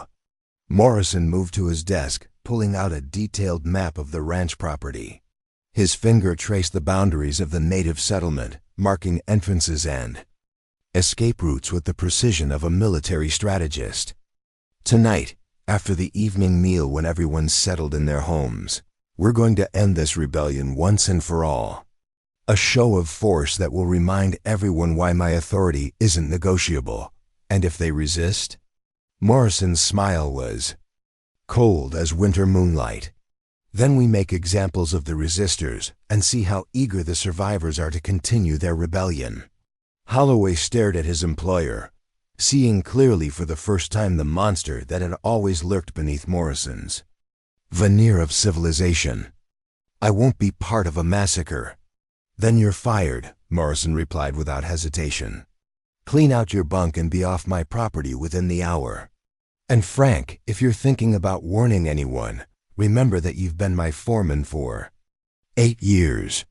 If questions get asked about what's happened here, you'll be just as responsible as I am." The threat hung between them like a blade. Holloway understood that Morrison was past the point of rational calculation, driven by desperation and rage into actions that would destroy everything he claimed to be protecting. But the foreman also knew that any attempt to warn the native community would likely result in his own death. After a long moment, Holloway nodded slowly. "I'll gather the men you want and brief them on the plan. But Morrison, when this goes wrong, and it will go wrong, don't expect me to help you clean up the mess." "It won't go wrong," Morrison said with absolute certainty. "By tomorrow morning, order will be restored, and everyone on this ranch will remember why crossing Samuel Morrison is a fatal mistake." As Holloway left to make the preparations, Morrison returned to his window overlooking the settlement. From this distance, he could see children playing between the homes, women tending gardens, men working on various projects. To an outside observer, it would look like a peaceful community going about its daily business. But Morrison saw something else, a collection of people who had forgotten their place in the natural order of things. People who needed to be reminded that power flowed from the barrel of a gun, not from noble gestures or pretty speeches about dignity and courage. Meanwhile, in the settlement itself, the atmosphere was one of cautious optimism mixed with underlying tension. Word had spread about Morrison's visit to Edward, and while the rancher's offer had been rejected, many saw it as evidence that their position was stronger than they'd dared to hope. Thomas Greyhorse was less optimistic. He'd known Morrison for years, had watched the man's reactions to challenges and setbacks. The stable master recognized the signs of a cornered predator, and he understood that desperate men often chose violence when subtlety failed. "We need to be prepared for trouble," Thomas told the gathered community leaders during an afternoon meeting in Elena Morningstar's home. "Morrison isn't the type to accept defeat gracefully." "What kind of trouble?" asked Sarah Crawfeather, bouncing her youngest child on her knee while keeping one eye on her older son playing outside. "The violent kind," Thomas replied grimly. "Morrison built his power on fear and brutality. When those tools stop working, he'll use more of them, not less." Joseph Redhawk, still bearing the scars from his own encounter with Morrison's justice, leaned forward intently. "Are you saying he might attack us directly? Here in the settlement?" "I'm saying we'd be foolish not to prepare for that possibility." Elena Morningstar spoke from her position near the window, where she'd been watching the main ranch buildings through the afternoon heat shimmer. "My grandmother lived through the worst of the Apache wars. She always said that when cornered animals get desperate, they become most dangerous to everything around them." The weight of this wisdom settled over the group like a heavy blanket. They'd come so far in the past week, found so much courage and hope. The thought that Morrison might respond with overwhelming violence was almost too painful to contemplate. "What do we do?" Sarah asked quietly. Thomas considered the question carefully. They had few options. The settlement was surrounded by Morrisons. Land with limited escape routes and no real defensive positions. Most of the men were workers, not fighters, and the community included too many women and children to consider armed resistance. "We prepare for the worst while hoping for the best," he said finally. "Tonight, we post guards around the settlement. Anyone who can't fight gets ready to run, if necessary. And we pray that Morrison chooses wisdom over vengeance." As the meeting dispersed, Thomas made his way to the dwelling where Edward was recovering. The cowboy was sitting up in bed, carefully stretching his healing back muscles under Elena's watchful supervision. His color had improved dramatically over the past few days, and the worst of his wounds were beginning to close. "Feeling stronger?" Thomas asked. Edward nodded, though the movement clearly caused him discomfort. "Strong enough to ride if I have to." "Why? Are we expecting trouble?" Thomas briefly explained his concerns about Morrison's potential response to their resistance. Edward listened without interruption, his expression growing more serious as the implications became clear. "He's not going to accept defeat," Edward agreed. "Men like Morrison would rather burn everything down than admit they were wrong." "Can you travel if we need to evacuate?" Edward tested his range of motion carefully, wincing as scar tissue pulled against healing flesh. "I can manage. Won't be comfortable, but I can stay in the saddle if necessary." Little Dove, who had been listening from her usual spot beside Edward's bed, spoke up with the directness that had become her trademark. "Running away won't solve anything. Morrison will just hunt us down, and then we'll be scattered and helpless instead of together and strong." Both men looked at the 8-year-old girl, struck once again by the wisdom that seemed to flow from her naturally. She was right. Of course, fleeing would only delay the confrontation while weakening their position. "What do you suggest?" Thomas asked his daughter seriously. Little Dove's answer came without hesitation. "We stay and face him. All of us together. If Morrison wants to destroy our community, he'll have to do it in front of everyone, where the whole world can see what kind of man he really is." Edward felt a chill run down his spine that had nothing to do with his injuries. The girl's strategy was sound but terrifying, forcing Morrison to reveal his true nature through public action, making it impossible for him to maintain the fiction of justified authority. "That's a dangerous gamble," Thomas said softly.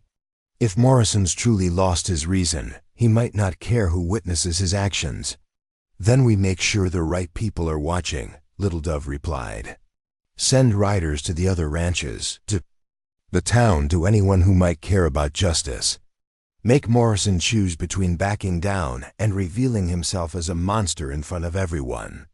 The plan was brilliant in its simplicity, but it required a level of coordination and courage that would test the community's newfound resolve. They would essentially be betting their lives that Morrison retained enough sanity to avoid actions that would destroy his reputation along with their settlement. "It could work," Edward said slowly, "but we'd need to move fast. If Morrison's planning something for tonight, we have only a few hours to get word out." Thomas nodded grimly. "I'll send Joseph and 2 others to the neighboring ranches. Sarah can take a message to town. She knows people there who might listen. But this is asking a lot of people who have their own families to think about."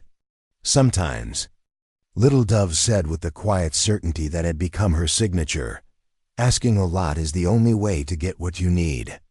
As preparations began for what might be their final stand, Edward found himself marveling at the transformation that had taken place over the past week. A community that had been broken and hopeless had rediscovered its strength and dignity.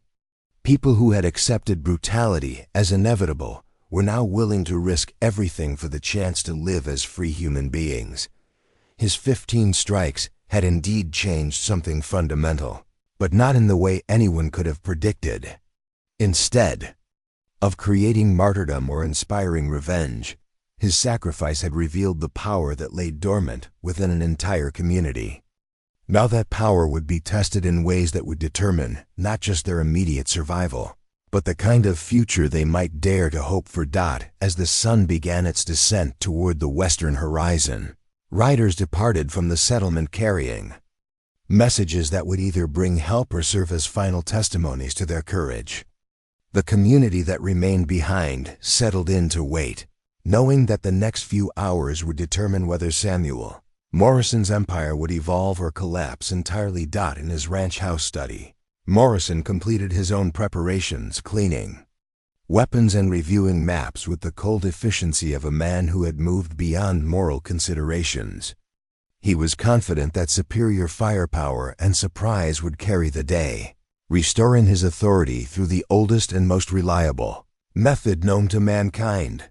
Neither side fully understood that they were about to participate in something larger than a simple confrontation between employer and employees. They were creating a moment that would echo through the territory's history, a test of whether courage and community could triumph over power and violence. The stage was set for a conflict that would prove, once and for all, whether Edward Callahan's 15 strikes had truly changed the world, or merely delayed its inevitable crushing of hope. The first signs that Little Dove's desperate gamble might succeed came just as the sun touched the western mountains. Dust clouds on the horizon announced the arrival of riders from 3 different directions, and the lookouts Thomas had posted around the settlement called out confirmations that help was indeed coming. Robert Hensley, owner of the Circle Bar Ranch 15 miles north, arrived first with 2 of his foremen. Hensley was a weathered man in his 60s who had built his reputation on fair dealing and honest work. His presence at Morrison's ranch represented significant validation of the community's claims about their treatment. "Joseph Redhawk came to my place with some serious accusations," Hensley told Thomas as he dismounted near the settlement's edge. "Said Morrison was planning violence against your people tonight. That true?" Thomas nodded grimly. "We have good reason to believe so. Morrison's been losing control over the past week, and desperate men do desperate things."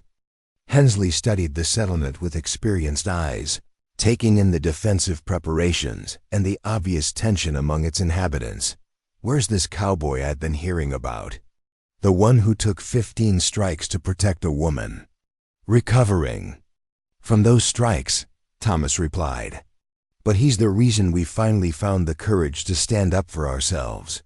Before Hensley could respond, the sound of approaching hoofbeats announced the arrival of more visitors. Sheriff William Porter rode into view accompanied by Mayor Charles Whitman from Millbrook, along with 3 deputies and several prominent citizens. The sheriff's presence transformed the situation immediately.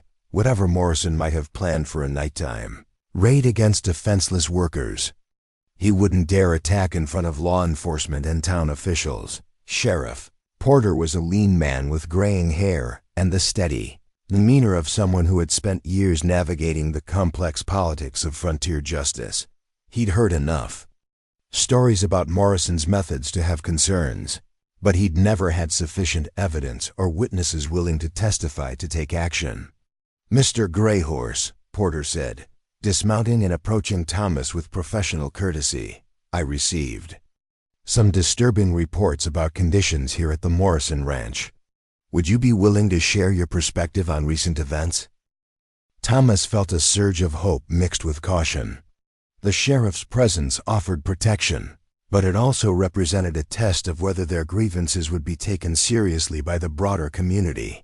"Sheriff, we've been trying to work out our differences with Morrison directly, but the situation has become dangerous. We have reason to believe he's planning to use violence against our families tonight." Porter's expression grew serious. "What kind of violence?" Before Thomas could answer, another group of riders appeared on the horizon.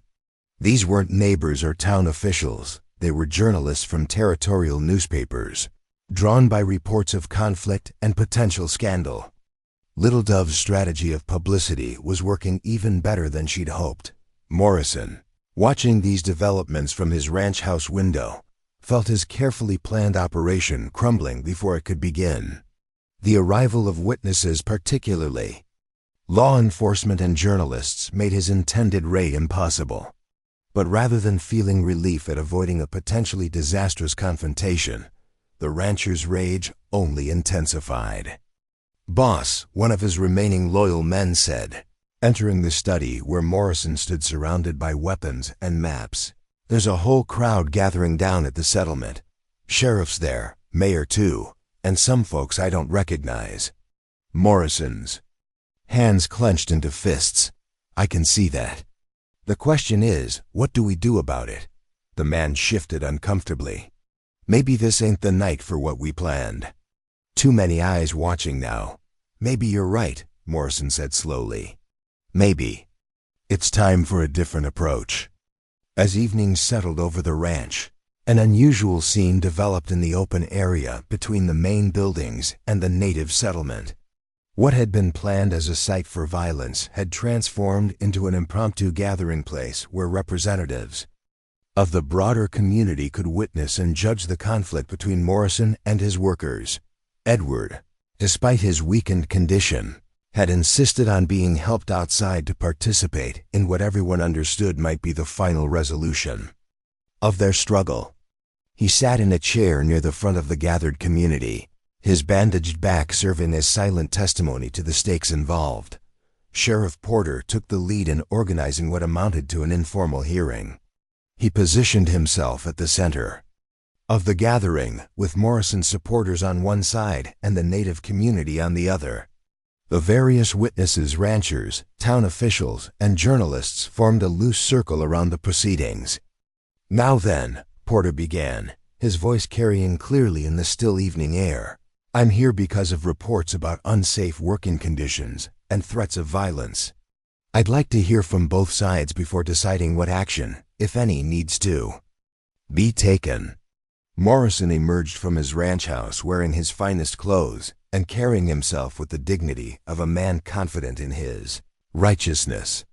He'd spent the past hour preparing for this confrontation, understanding that his reputation and future depended on convincing the assembled witnesses that he was the victim of ungrateful rebellion rather than the architect of systematic oppression.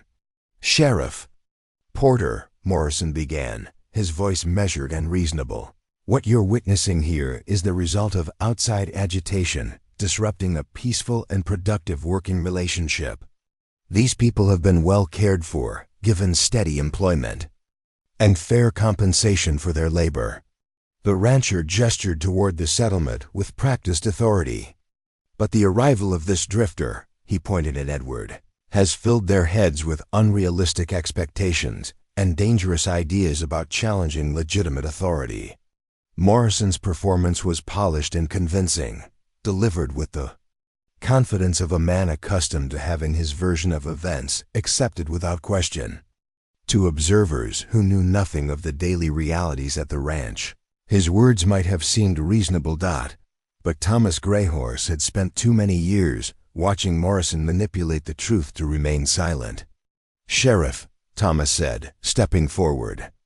With quiet dignity, "before you make any judgments, there are some things you should see." The stable master led the group toward the equipment shed where Morrison kept his collection of punishment implements. The sight of the whips, chains, and other instruments of torture drew sharp intakes of breath from the assembled witnesses. "These aren't tools for managing cattle," Thomas explained matter-of-factly. "They're what Morrison uses to maintain discipline among his workers. The man sitting over there," he indicated Edward, "bears the scars of 15 strikes from the largest of these whips.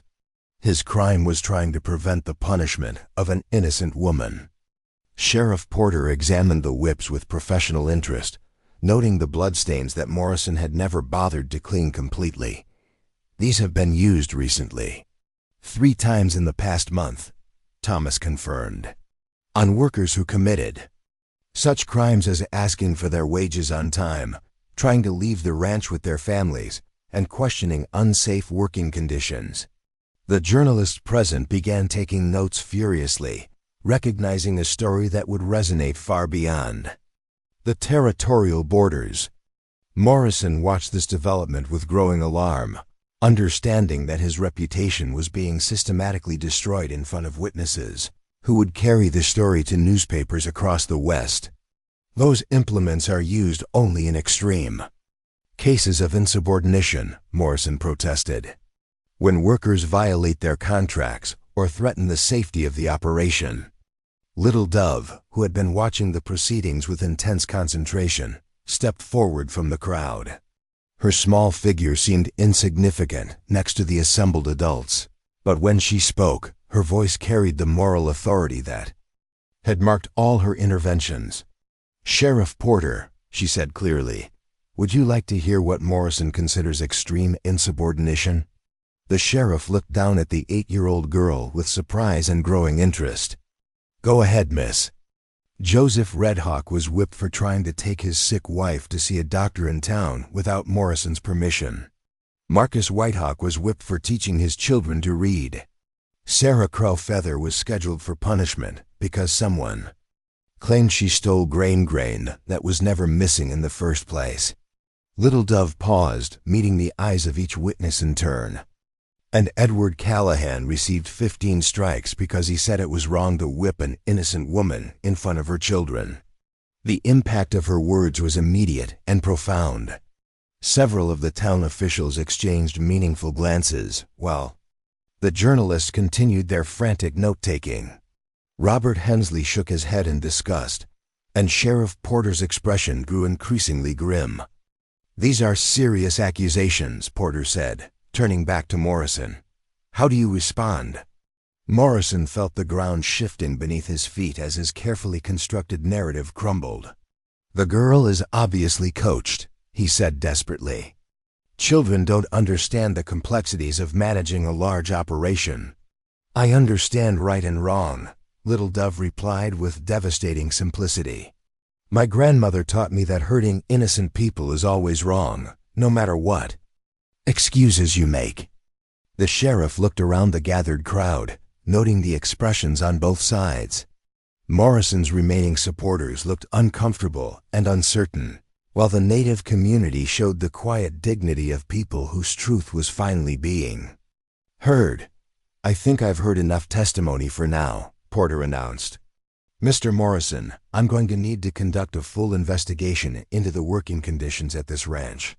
Until that investigation is complete, I'm ordering a cessation of all physical punishments and requiring that workers be free to leave if they choose.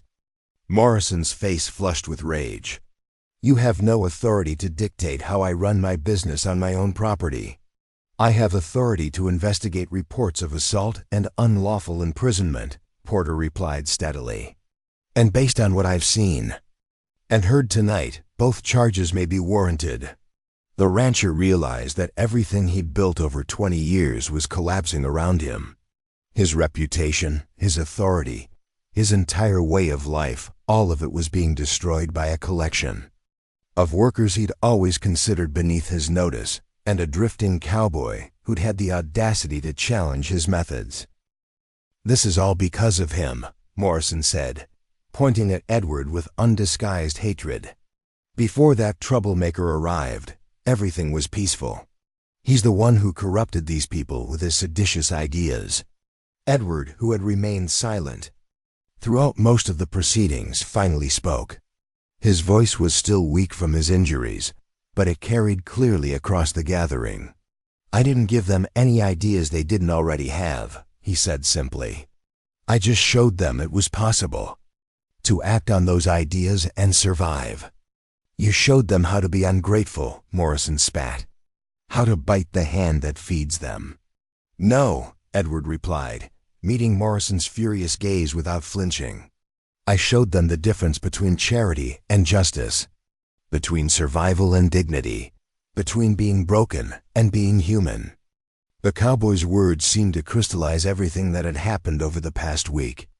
Morrison's empire hadn't been destroyed by outside agitation or political interference. It had been brought down by the simple recognition that human beings deserved to be treated with basic respect. Sheriff Porter stepped between the two men, sensing that the confrontation had reached a dangerous point. Mr. Morrison, I'm going to ask you to step back and calm down.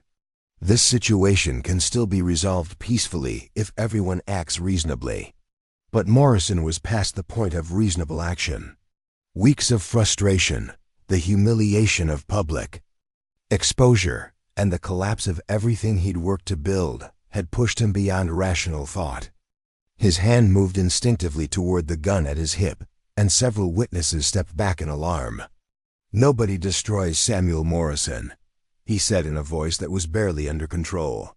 Nobody. The evening air grew tense as everyone present recognized that they were witnessing a man's complete psychological breakdown. Morrison's remaining supporters began backing away, unwilling to be associated with whatever he might do next. Little Dove, however, stepped forward instead of back. Her small figure placed itself directly between Morrison and Edward, just as she had done during the whipping. But this time, her intervention carried a different kind of power. You're already destroyed, Morrison, she said with the calm certainty that had become her trademark. You destroyed yourself the moment you chose to build your power on other people's pain. All we did was show everyone what you really are. Her words hit Morrison like physical blows, each one stripping away another layer of the fiction he'd constructed about himself. He wasn't a successful rancher bringing civilization to the frontier. He was a petty tyrant whose authority rested on brutality and fear. The realization that an 8-year-old girl could see through him so completely, could articulate his failures with such devastating clarity, finally broke whatever restraint he had left. Morrison's hand closed around his gun grip, and the assembled crowd tensed for violence that would seal his reputation as a madman and criminal. But before he could draw the weapon, another voice cut through the tension. Samuel! Everyone turned to see Frank Holloway approaching from the direction of the bunkhouse, his own gun drawn but pointed at the ground. The foreman's face showed the strain of a man who had wrestled with his conscience and finally chosen a side. Don't do it, Samuel, Holloway said quietly. Don't become the monster they're saying you are. You've got witnesses here from half the territory. Draw that gun and you'll hang for sure. Morrison stared at his former foreman with a mixture of betrayal and desperate hope. "Frank, these people are destroying everything we built together." "We didn't build anything worth saving," Holloway replied sadly.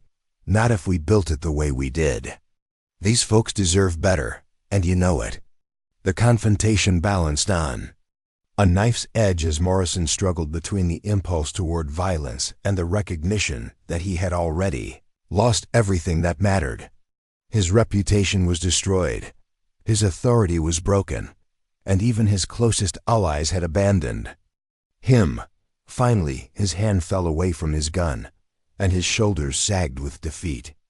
The fight went out of him all at once, leaving behind a broken old man who had confused fear with respect and power with worth. Sheriff Porter stepped forward to formally take control of the situation, but the real resolution had already occurred. Morrison's empire had fallen not to violence or political pressure, but to the simple power of truth witnessed by people who refused to look away. 3 months later, the landscape around what had once been Morrison's ranch bore little resemblance to the place where Edward Callahan had first arrived seeking work. The oppressive atmosphere of fear and brutality had been replaced by something unprecedented in the Arizona Territory, a thriving cooperative community where former enemies worked side by side toward common goals. Thomas Greyhorse stood on the porch of the house that had once belonged to Samuel Morrison, reviewing ledgers that showed the remarkable transformation of the ranch's fortunes. As the community's elected manager, Thomas had proven that fair treatment and shared prosperity were not only morally superior to Morrison's methods, but far more profitable as well. The cattle operation had flourished under cooperative management. Workers who had once labored under threat of the whip now took pride in their efforts, leading to improved productivity and animal care. The removal of Morrison's punitive wage system had allowed families to save money and invest in improvements, creating a cycle of growth that benefited everyone. Edward emerged from the stable, moving with the careful gait of a man whose back would never fully recover from 15 strikes of Morrison's whip. The scars had healed, but they remained visible reminders of the price he'd paid for standing up to injustice. Despite the permanent damage, Edward showed no signs of regret about his choice. "How are the books looking?" Edward asked, settling into a chair beside Thomas on the porch. "Better than anyone expected," Thomas replied with satisfaction. "Turns out that when people have a stake in their work's success, they put their hearts into it. Who could have predicted that?" Edward smiled at his friend's gentle sarcasm. The success of their cooperative venture had surprised even sympathetic observers, who had expected the community to struggle without Morrison's iron-fisted management. Instead, they had discovered that shared responsibility and mutual respect were far more effective motivators than fear and brutality. Little Dove appeared around the corner of the house, now 9 years old and having grown several inches taller since the night of the confrontation. She carried herself with the same fierce dignity that had marked her even as a child, but her face had lost some of the hard-earned wisdom that trauma had forced upon her too early. "The delegation from Colorado is here," she announced. "They want to hear about how we organized everything." Word of the Morrison Ranch transformation had spread throughout the West, attracting attention from labor organizers, journalists, and other communities seeking alternatives to the traditional exploitation of workers. The cooperative had become a model for progressive ranching operations, proving that ethical treatment and economic success were not mutually exclusive. "Tell them we'll meet in the main hall in an hour," Thomas said. "And make sure Elena has her herbs ready. These city folks always seem to need something for the altitude." Little Dove grinned and ran off to spread the word. Her role in the community had evolved naturally from moral voice to practical organizer, and she showed remarkable aptitude for managing the complex logistics of their cooperative venture. Frank Holloway approached from the direction of the cattle yards, his hat pushed back and a satisfied expression on his weathered face. The former foreman had been among the first of Morrison's employees to embrace the new system, and his experience with ranch operations had proven invaluable during the transition period. The fall roundup numbers are in, Holloway reported. We're looking at the best year this ranch has ever had. Cattle are healthier, losses are down, and the buyers are paying premium prices for our stock. Edward nodded with satisfaction. Morrison always claimed that harsh discipline was necessary for efficiency. Turns out the opposite was true. Speaking of Morrison, Holloway said, his expression growing more serious, I got word from town yesterday. He's been seen around the saloons, drinking heavily and talking about coming back to reclaim his property. Thomas and Edward exchanged meaningful glances.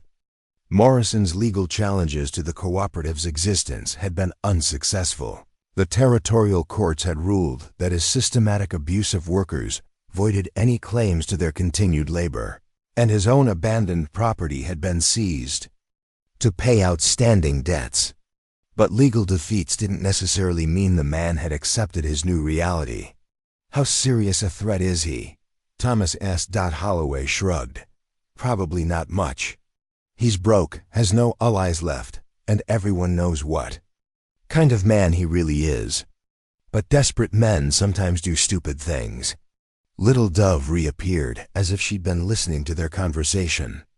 If Morrison comes back, we'll handle him the same way we handled him before. With truth, witnesses, and the knowledge that we're stronger together than any one person can be alone. Her confidence was infectious, and Edward found himself marveling again at the transformation that had occurred in this remarkable girl. She had grown from a defiant child into a natural leader, someone who understood instinctively that real power came from building others up rather than tearing them down. Besides, Little Dove continued with a mischievous smile, Morrison's not the same man who used to terrorize people with whips and threats. He's just a broken old drunk now, and everyone knows it. As if summoned by their conversation, dust clouds on the horizon announced the approach of a lone rider. The figure was hunched and unsteady in the saddle, and as it drew closer, they could see that it was indeed Samuel Morrison, but a version of the man that bore little resemblance to the powerful rancher who had once ruled this land through fear. Morrison's clothes were dirty and ill-fitting, his once silver hair now completely white and unkempt. His horse was a poor specimen, clearly the best he could afford with his depleted resources. But most striking was his posture. The confident authority that had once defined him had been replaced by the defeated slouch of a man who had lost everything that mattered to him. The former rancher rode directly to the main house, dismounting with obvious difficulty. Up close, the effects of months of heavy drinking were clearly visible in his bloodshot eyes and trembling hands.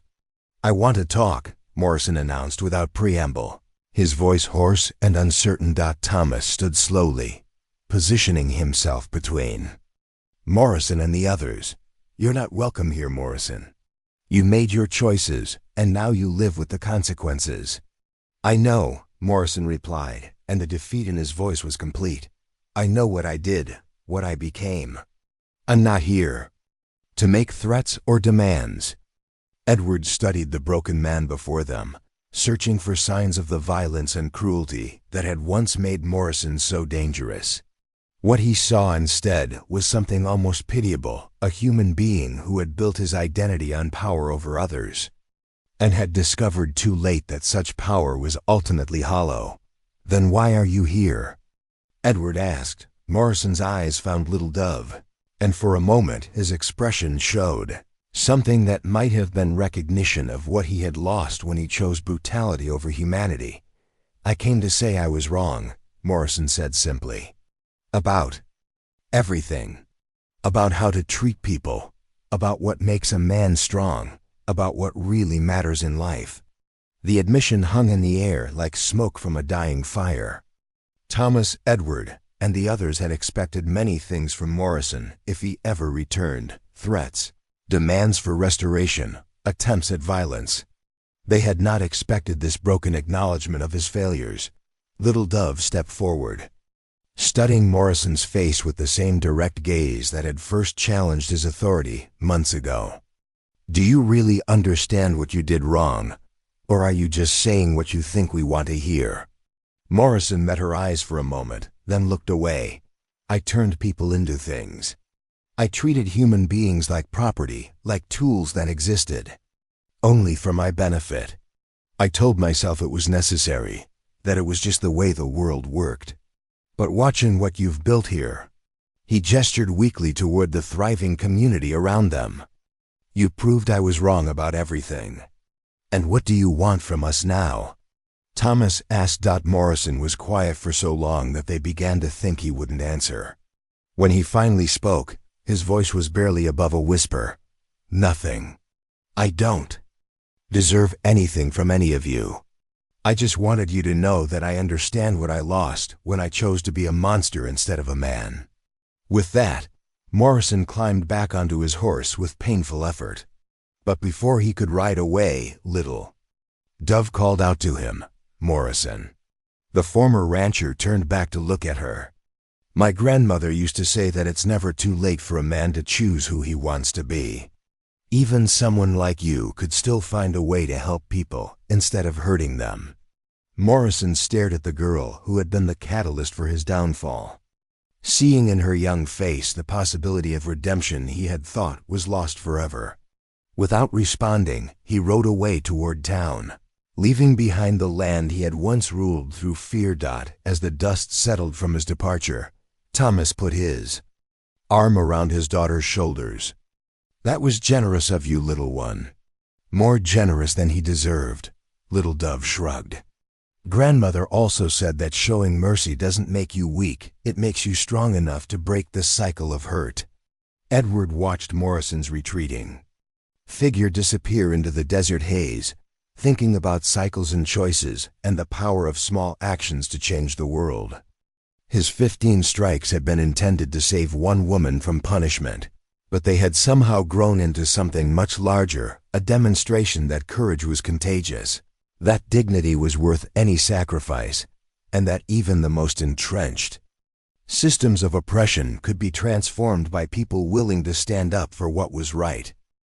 Years later, when the story of the Morrison Ranch had become legend throughout the American West, historians would debate the exact mechanisms by which Edward Callahan's sacrifice had catalyzed such profound change. Some would credit his individual heroism, others would point to the community's collective courage, and still others would argue that the transformation was inevitable once people recognized their own power. But Thomas, Gray Horse and Little Dove knew the truth was simpler and more complex than any of those explanations. Real change happened when ordinary people decided they were willing to pay the price for their principles, and when they discovered that the price of courage was often far less than the cost of cowardice. Edward Callahan had taken 15 strikes to shield a native child from injustice. In return, that child's father and her entire community had given him something more valuable than any wage, the knowledge that his suffering had meaning, and that sometimes the most important battles were won not through violence, but through the simple refusal to accept that cruelty was inevitable. The scars on Edward's back would fade with time, but the changes they had helped create would endure for generations. And in a young girl's fierce dedication to justice, in a father's quiet strength, and in a community's newfound courage, the true legacy of those 15 strikes would continue to grow and spread, proving that sometimes the smallest acts of heroism could indeed change the world. Up next, you've got 2 more standout stories right on your screen. If this one hits the mark, you won't want to pass these up. Just click and check them out. And don't forget to subscribe and turn on the notification bell so you don't miss any upload from us.